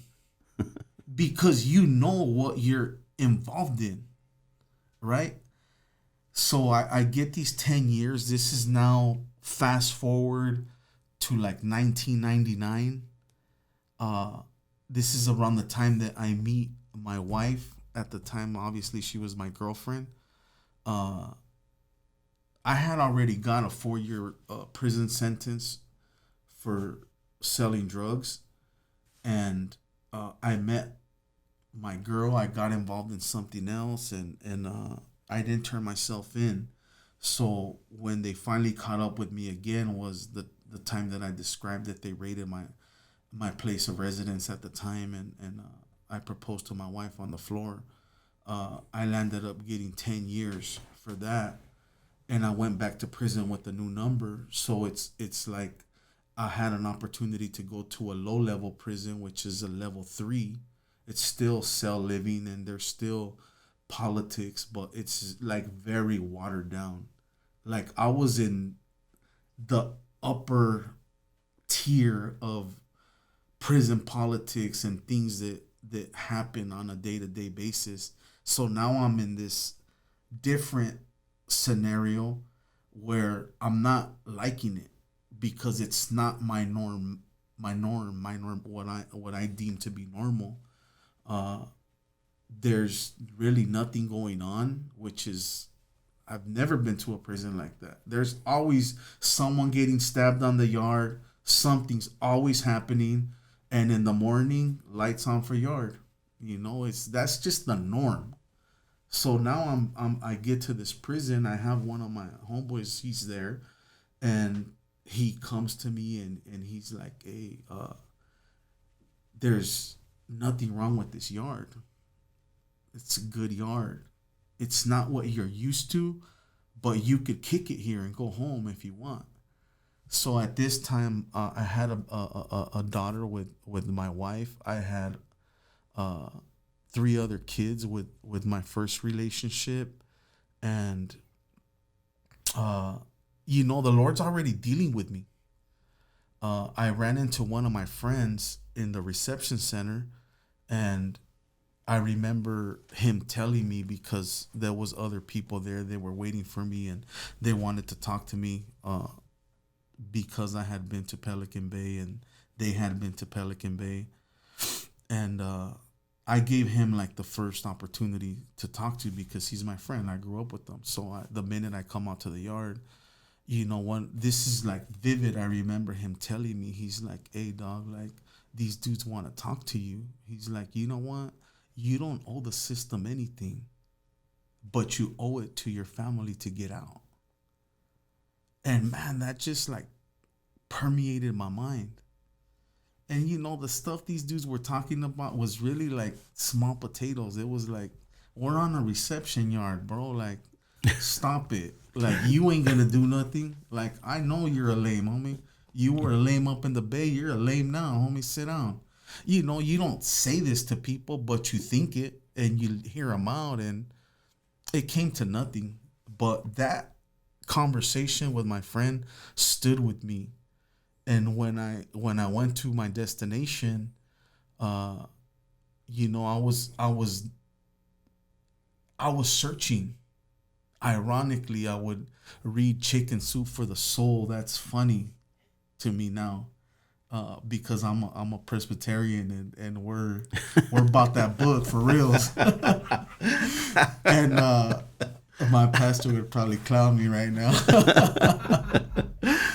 But you know, it was my soul. My soul was hungry. I was searching, and I knew that, like, I would always tell myself, like, this can't be my life. Like, this is not me. And in a sense, I didn't respect the game anymore. Like, I found that it was fake. Like, these dudes are fake. They're not really about who they're saying. They weren't sold out to the lie like I was. I was sold out for the lie. I was willing to do whatever it took if it was just and right. In total ignorance. None of that stuff is just or right. You know, but that was my modus of my your MO. My MO, you know, that's the BS I would cloak it on. And so this one gunner came from the Bay. He recognized me. He tried to get me kicked off the yard. They found out that I had a previous number. They called me one time during a lockdown to the counselor's office, and they're like, "Hey, where did you parole from?" Like, they're not gonna randomly ask you that. You know, I had already been there 2.5 years. Like, dude, I already know. You know what time it is, bro. What's up? He's like, "I know where you paroled from." I'm like, "Well, that's great. What's up?" He's well, I called Sacramento. They're sending me your E-file. He's you know, your C-file. If there's anything in your C-file, you know you're gone. I'm like, all right, that's fair. You know, like, you're going to do what you're going to do. Like, there's nothing I can do. So that's it. Cool. I'll go back to my cell. So ironically, it turns out that because I had been in the SHU program for so long that I had been disciplinary free. I can't beat up on myself. I'm not going to beat my cell. He's a good dude. There's no disciplinary. I have 0 115s. So now it works in the reverse. Now they have to deduct all these points from me because I've been clean for so long. So now it kind of gets, in my mind, worse for me because now I'm going to a level 1 facility. I go to a committee, I think it's called UCC, before the warden. The warden is doing the committee. And the dude tells me, like, "Hey, you know what, man? I really want to thank you for not causing any drama here." He's all like, "I know what someone like you is capable of doing." He's "I'm going to send you wherever you want to go."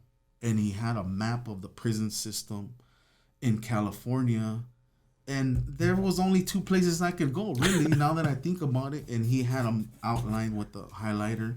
And he's these are secure level 1s. And, you know, I'm like, internally, I'm like laughing, secure level 1. What does that mean, a secure level 1? He's the food's good, bro. He's well, all that means is that there's a gate around the prison and that they have gunners. I'm like, all right, well, that's great. You know, like, it's nothing that I haven't seen. But now I'm going to this level 1, so it's Tehachapi, which is close to LA. And that's when the Lord really starts working on me. I get there, and my neighbor, I'm super frustrated that I'm there. It's dorm living. I had never been in a dorm setting. So I got all these people around me, and you know, I'm feeling really weird. I can't sleep at night. And my neighbor's been a long time Christian. He was a what we would call a paisano, someone who was born in Mexico, that is not from a gang. So in prison, there's like they call them cars. Like, you're from this car. I'm from Los Angeles, so I'm a sureño. There's norteños, blacks, and there's different factions of blacks and whites, and then the paisas is a car of its own, but they're in allegiance with Southern Mexicans. Anyhow, this guy starts drilling me with the Bible, but the dude is like, he's just a sharp guy. So he hits me intellectually at first, and I like his intellect, so that's what drew me to him. And then he starts asking me these questions, and I found myself,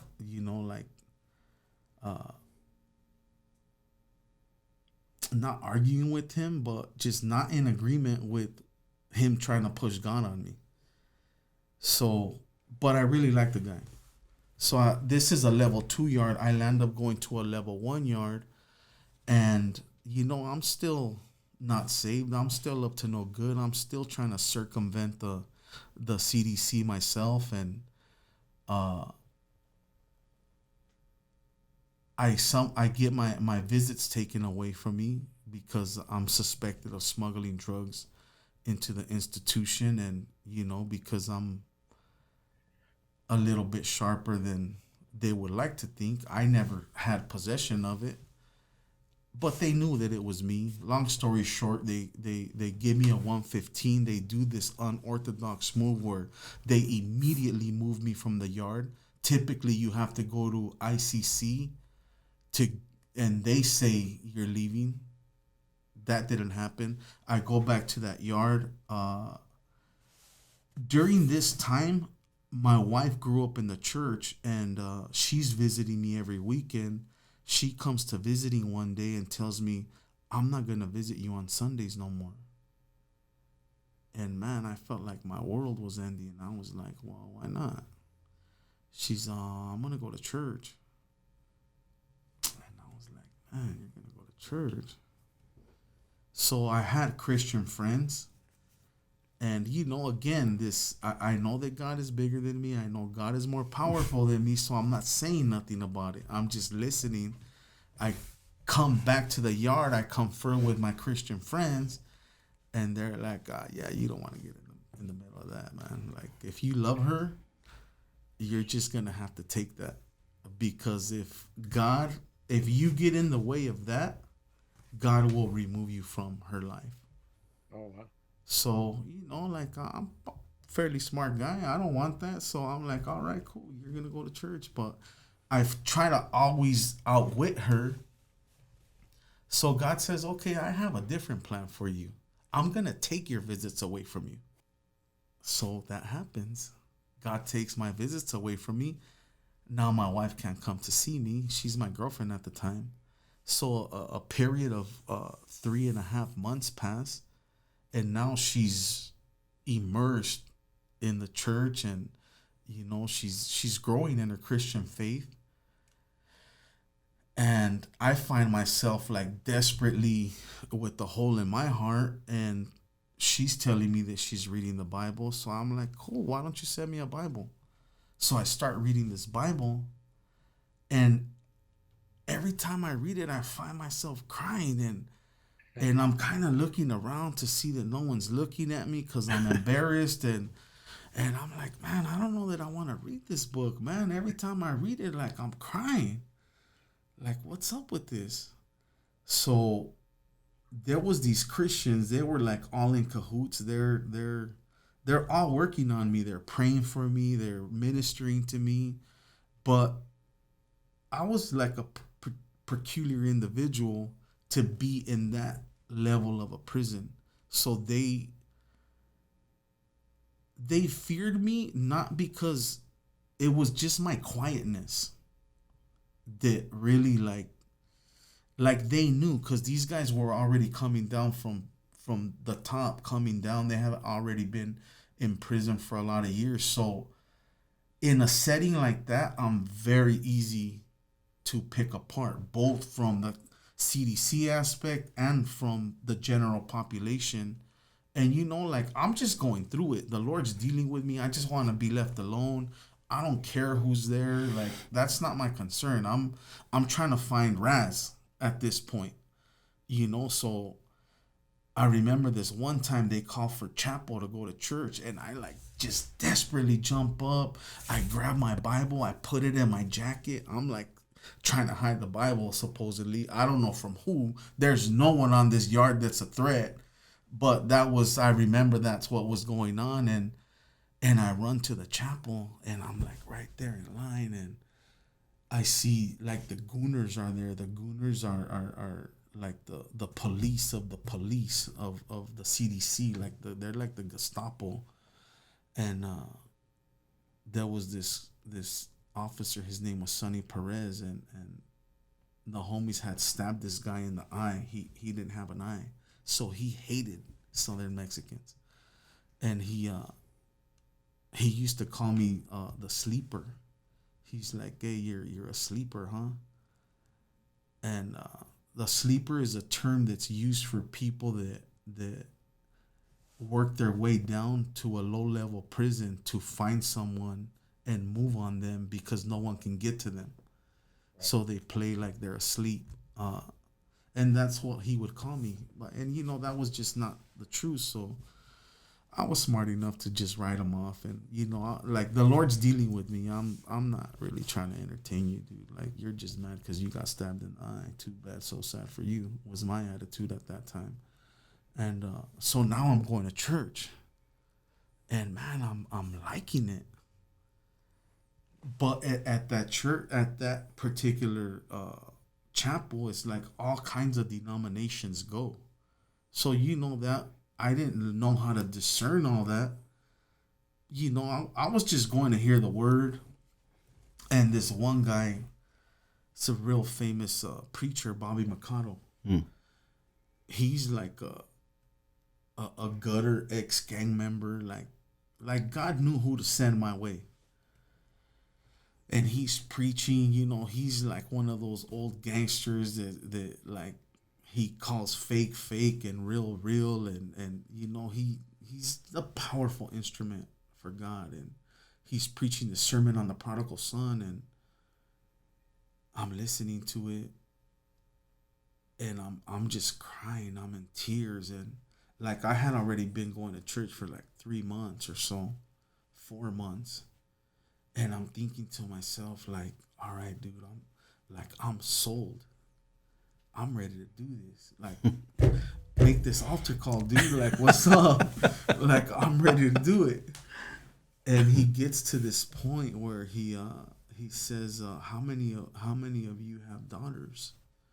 And I had 2 daughters at the time. And he's like, would you want your daughters to be with someone like you? And like my whole life flashed before me, like the ugliness of who I was at the time. And instantly I was like, heck no, I wouldn't want my daughters to be with someone like me. And, he hit part of his pitch was like, well, then you need to change, and you're not going to change by yourself. And he gave the gospel, and, it wasn't like very mystic the way it happened. But it happened. And intellectually, I understood it. God did a work by the Spirit. It happened. And my experience in my salvation experience was like a Pauline experience. Like it was instant. Like I disassociated myself. Like I never got involved in anything that, like, it was just like a switch turned on and I was on this side. I'm not on this side no more. But, also because of my lifestyle, I knew that once I came to this side, it was over. Like, you cannot come back. It's a wrap. So I think in that time that the Lord was dealing with me, that was my pride. It was my pride that God was dealing with, which, like, in hindsight, I'm like, what did I let go of? A lie. Straight up. Like, man, Lord, why didn't you come for me sooner? Type of a deal. And, I don't want to I don't remember it being so emotional at the time. It was more uh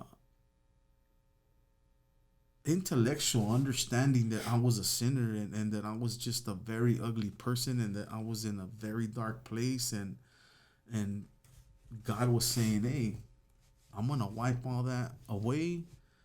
Put your faith in me, and I got you." And I just understood that, and I wanted that. I needed that, and that's how it happened. That's That's how it awesome. happened. And I've That's never looked back.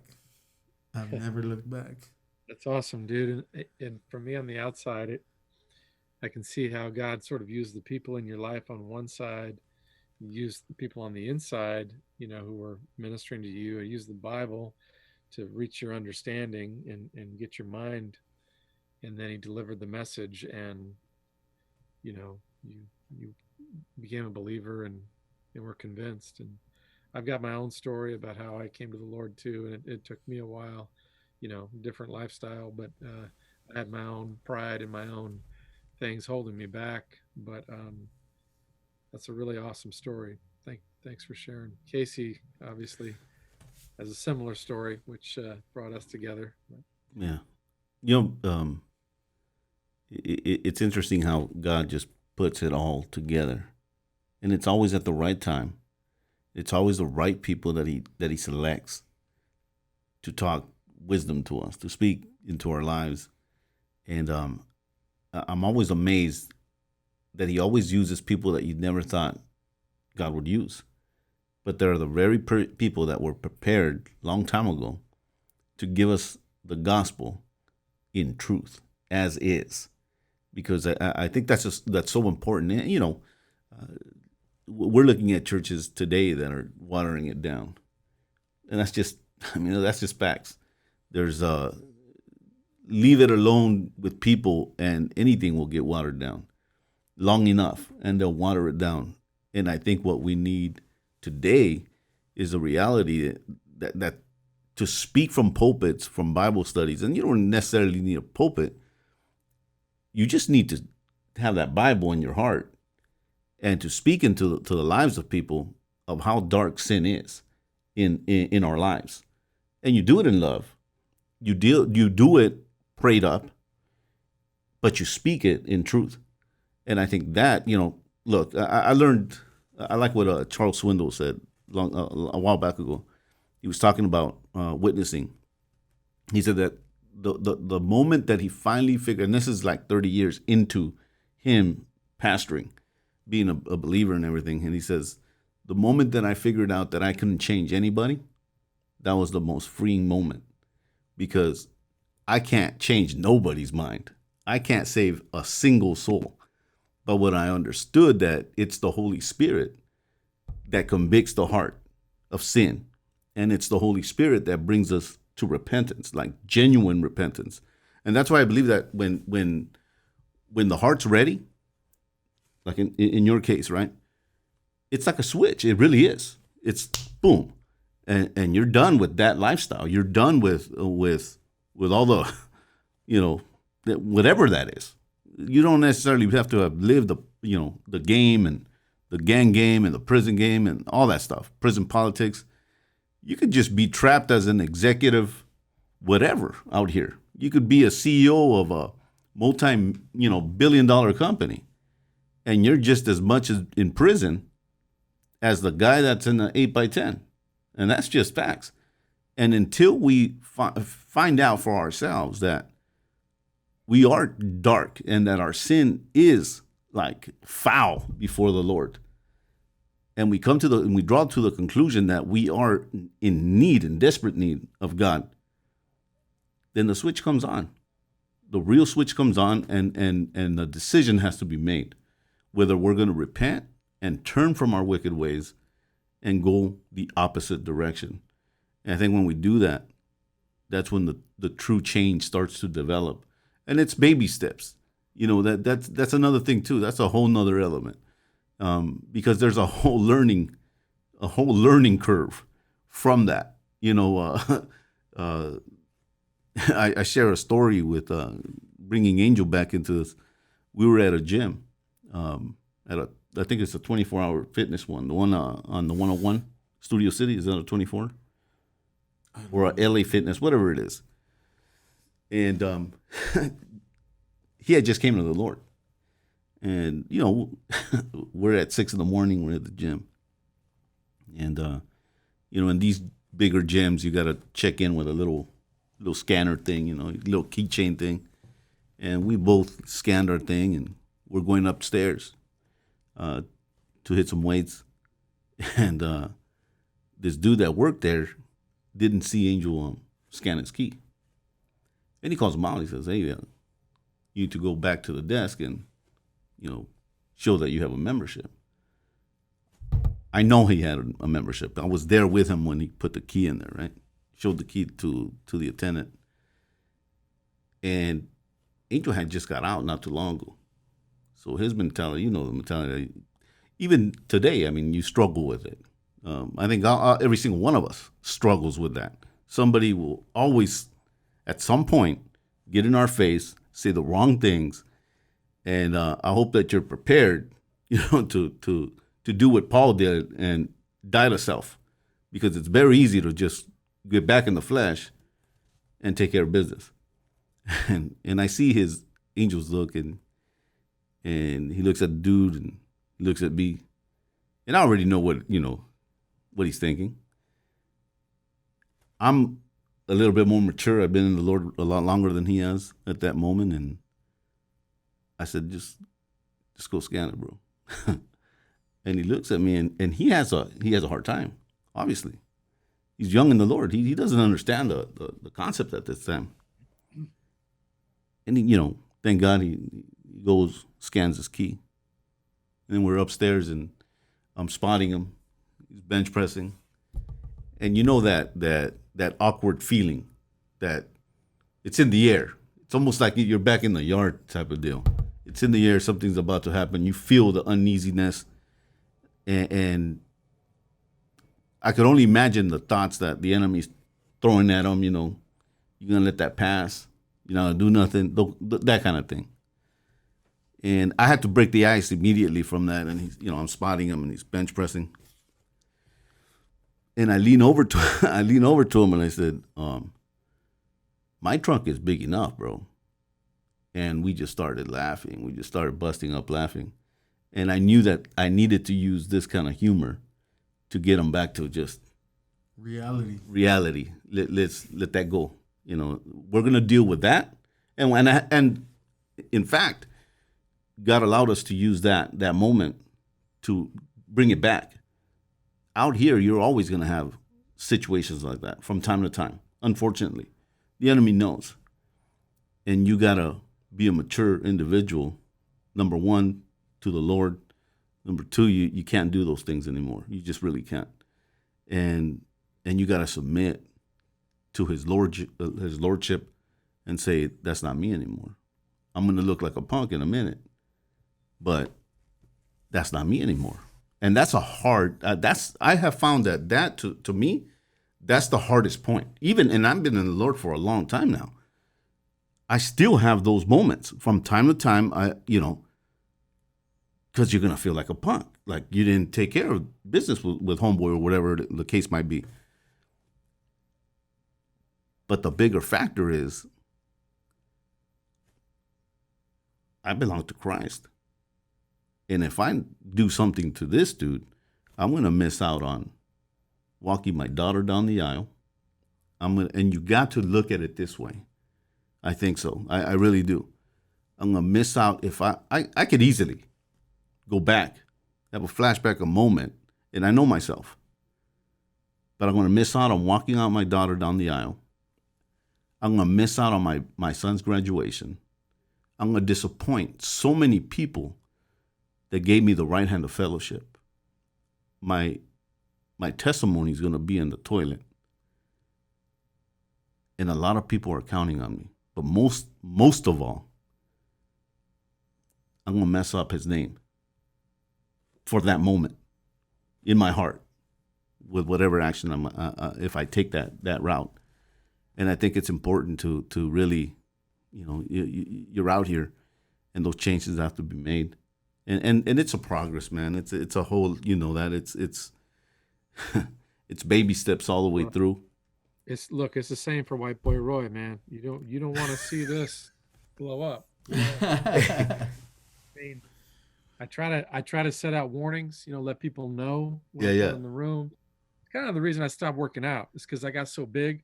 yeah, I yeah, was coming in, I was intimidating people, things got out of hand. yeah, So I wanted to calm down. I want to bring it down a level, yeah, yeah. which, so I totally relate. I mean, it's the same with me, and people no. Listen, Right. hey, just so you know, No, but what you but what haven't. it is though, it's just respect. And Yeah, every yeah, man desires respect. Everybody wants a little respect, yeah, whoever yeah. you are, whether you're on the job, you're working, or you're at the 7-Eleven, or doing whatever. So that's what it comes down to.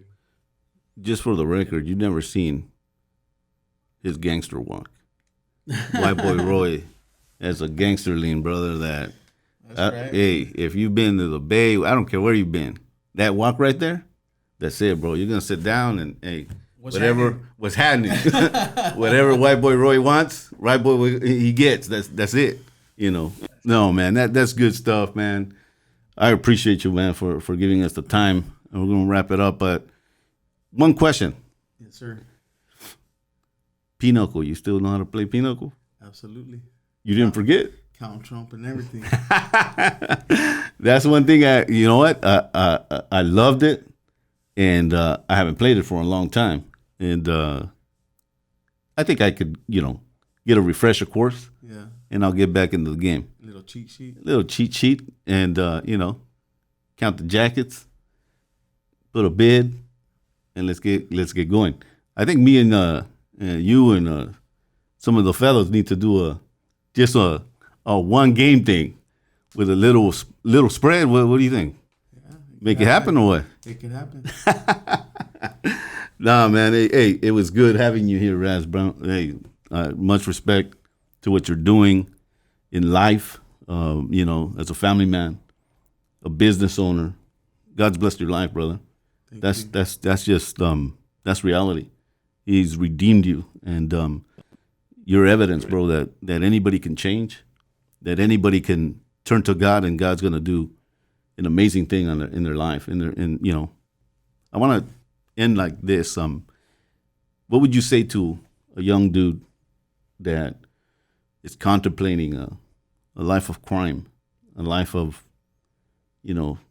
they have that expectation of, I want to get up there. What would you say to that young man? I've had several conversations with people in that thought process, and really it's count the cost. It's not gonna be worth it in the end, and I think we're living in an era where the game is super watered down, and it's very easy to make those distinctions. Uh, but ultimately, you're gonna live a lie, and very very quickly you're gonna find out that it's not what you thought it was, and it might be too late in the sense that uh, you will have to serve the Lord in prison. I know for myself, my consequences of sin are to go back to prison, and I'm cool with that. Like I don't want to go back to prison, and by God's grace, again, I've been surrounded by people who really love the Lord, fear the Lord. They're about really opening that word, and allowing the Spirit to transform who they are. I'm surrounded with people that don't co-sign any blank checks. Sin is sin, and they're gonna call it what it is in love, and they're gonna let me know that I'm wrong, and that's really a fruitful life for me, because again, nothing's perfect. We're not always gonna have a good moment. Life is very real, very challenging.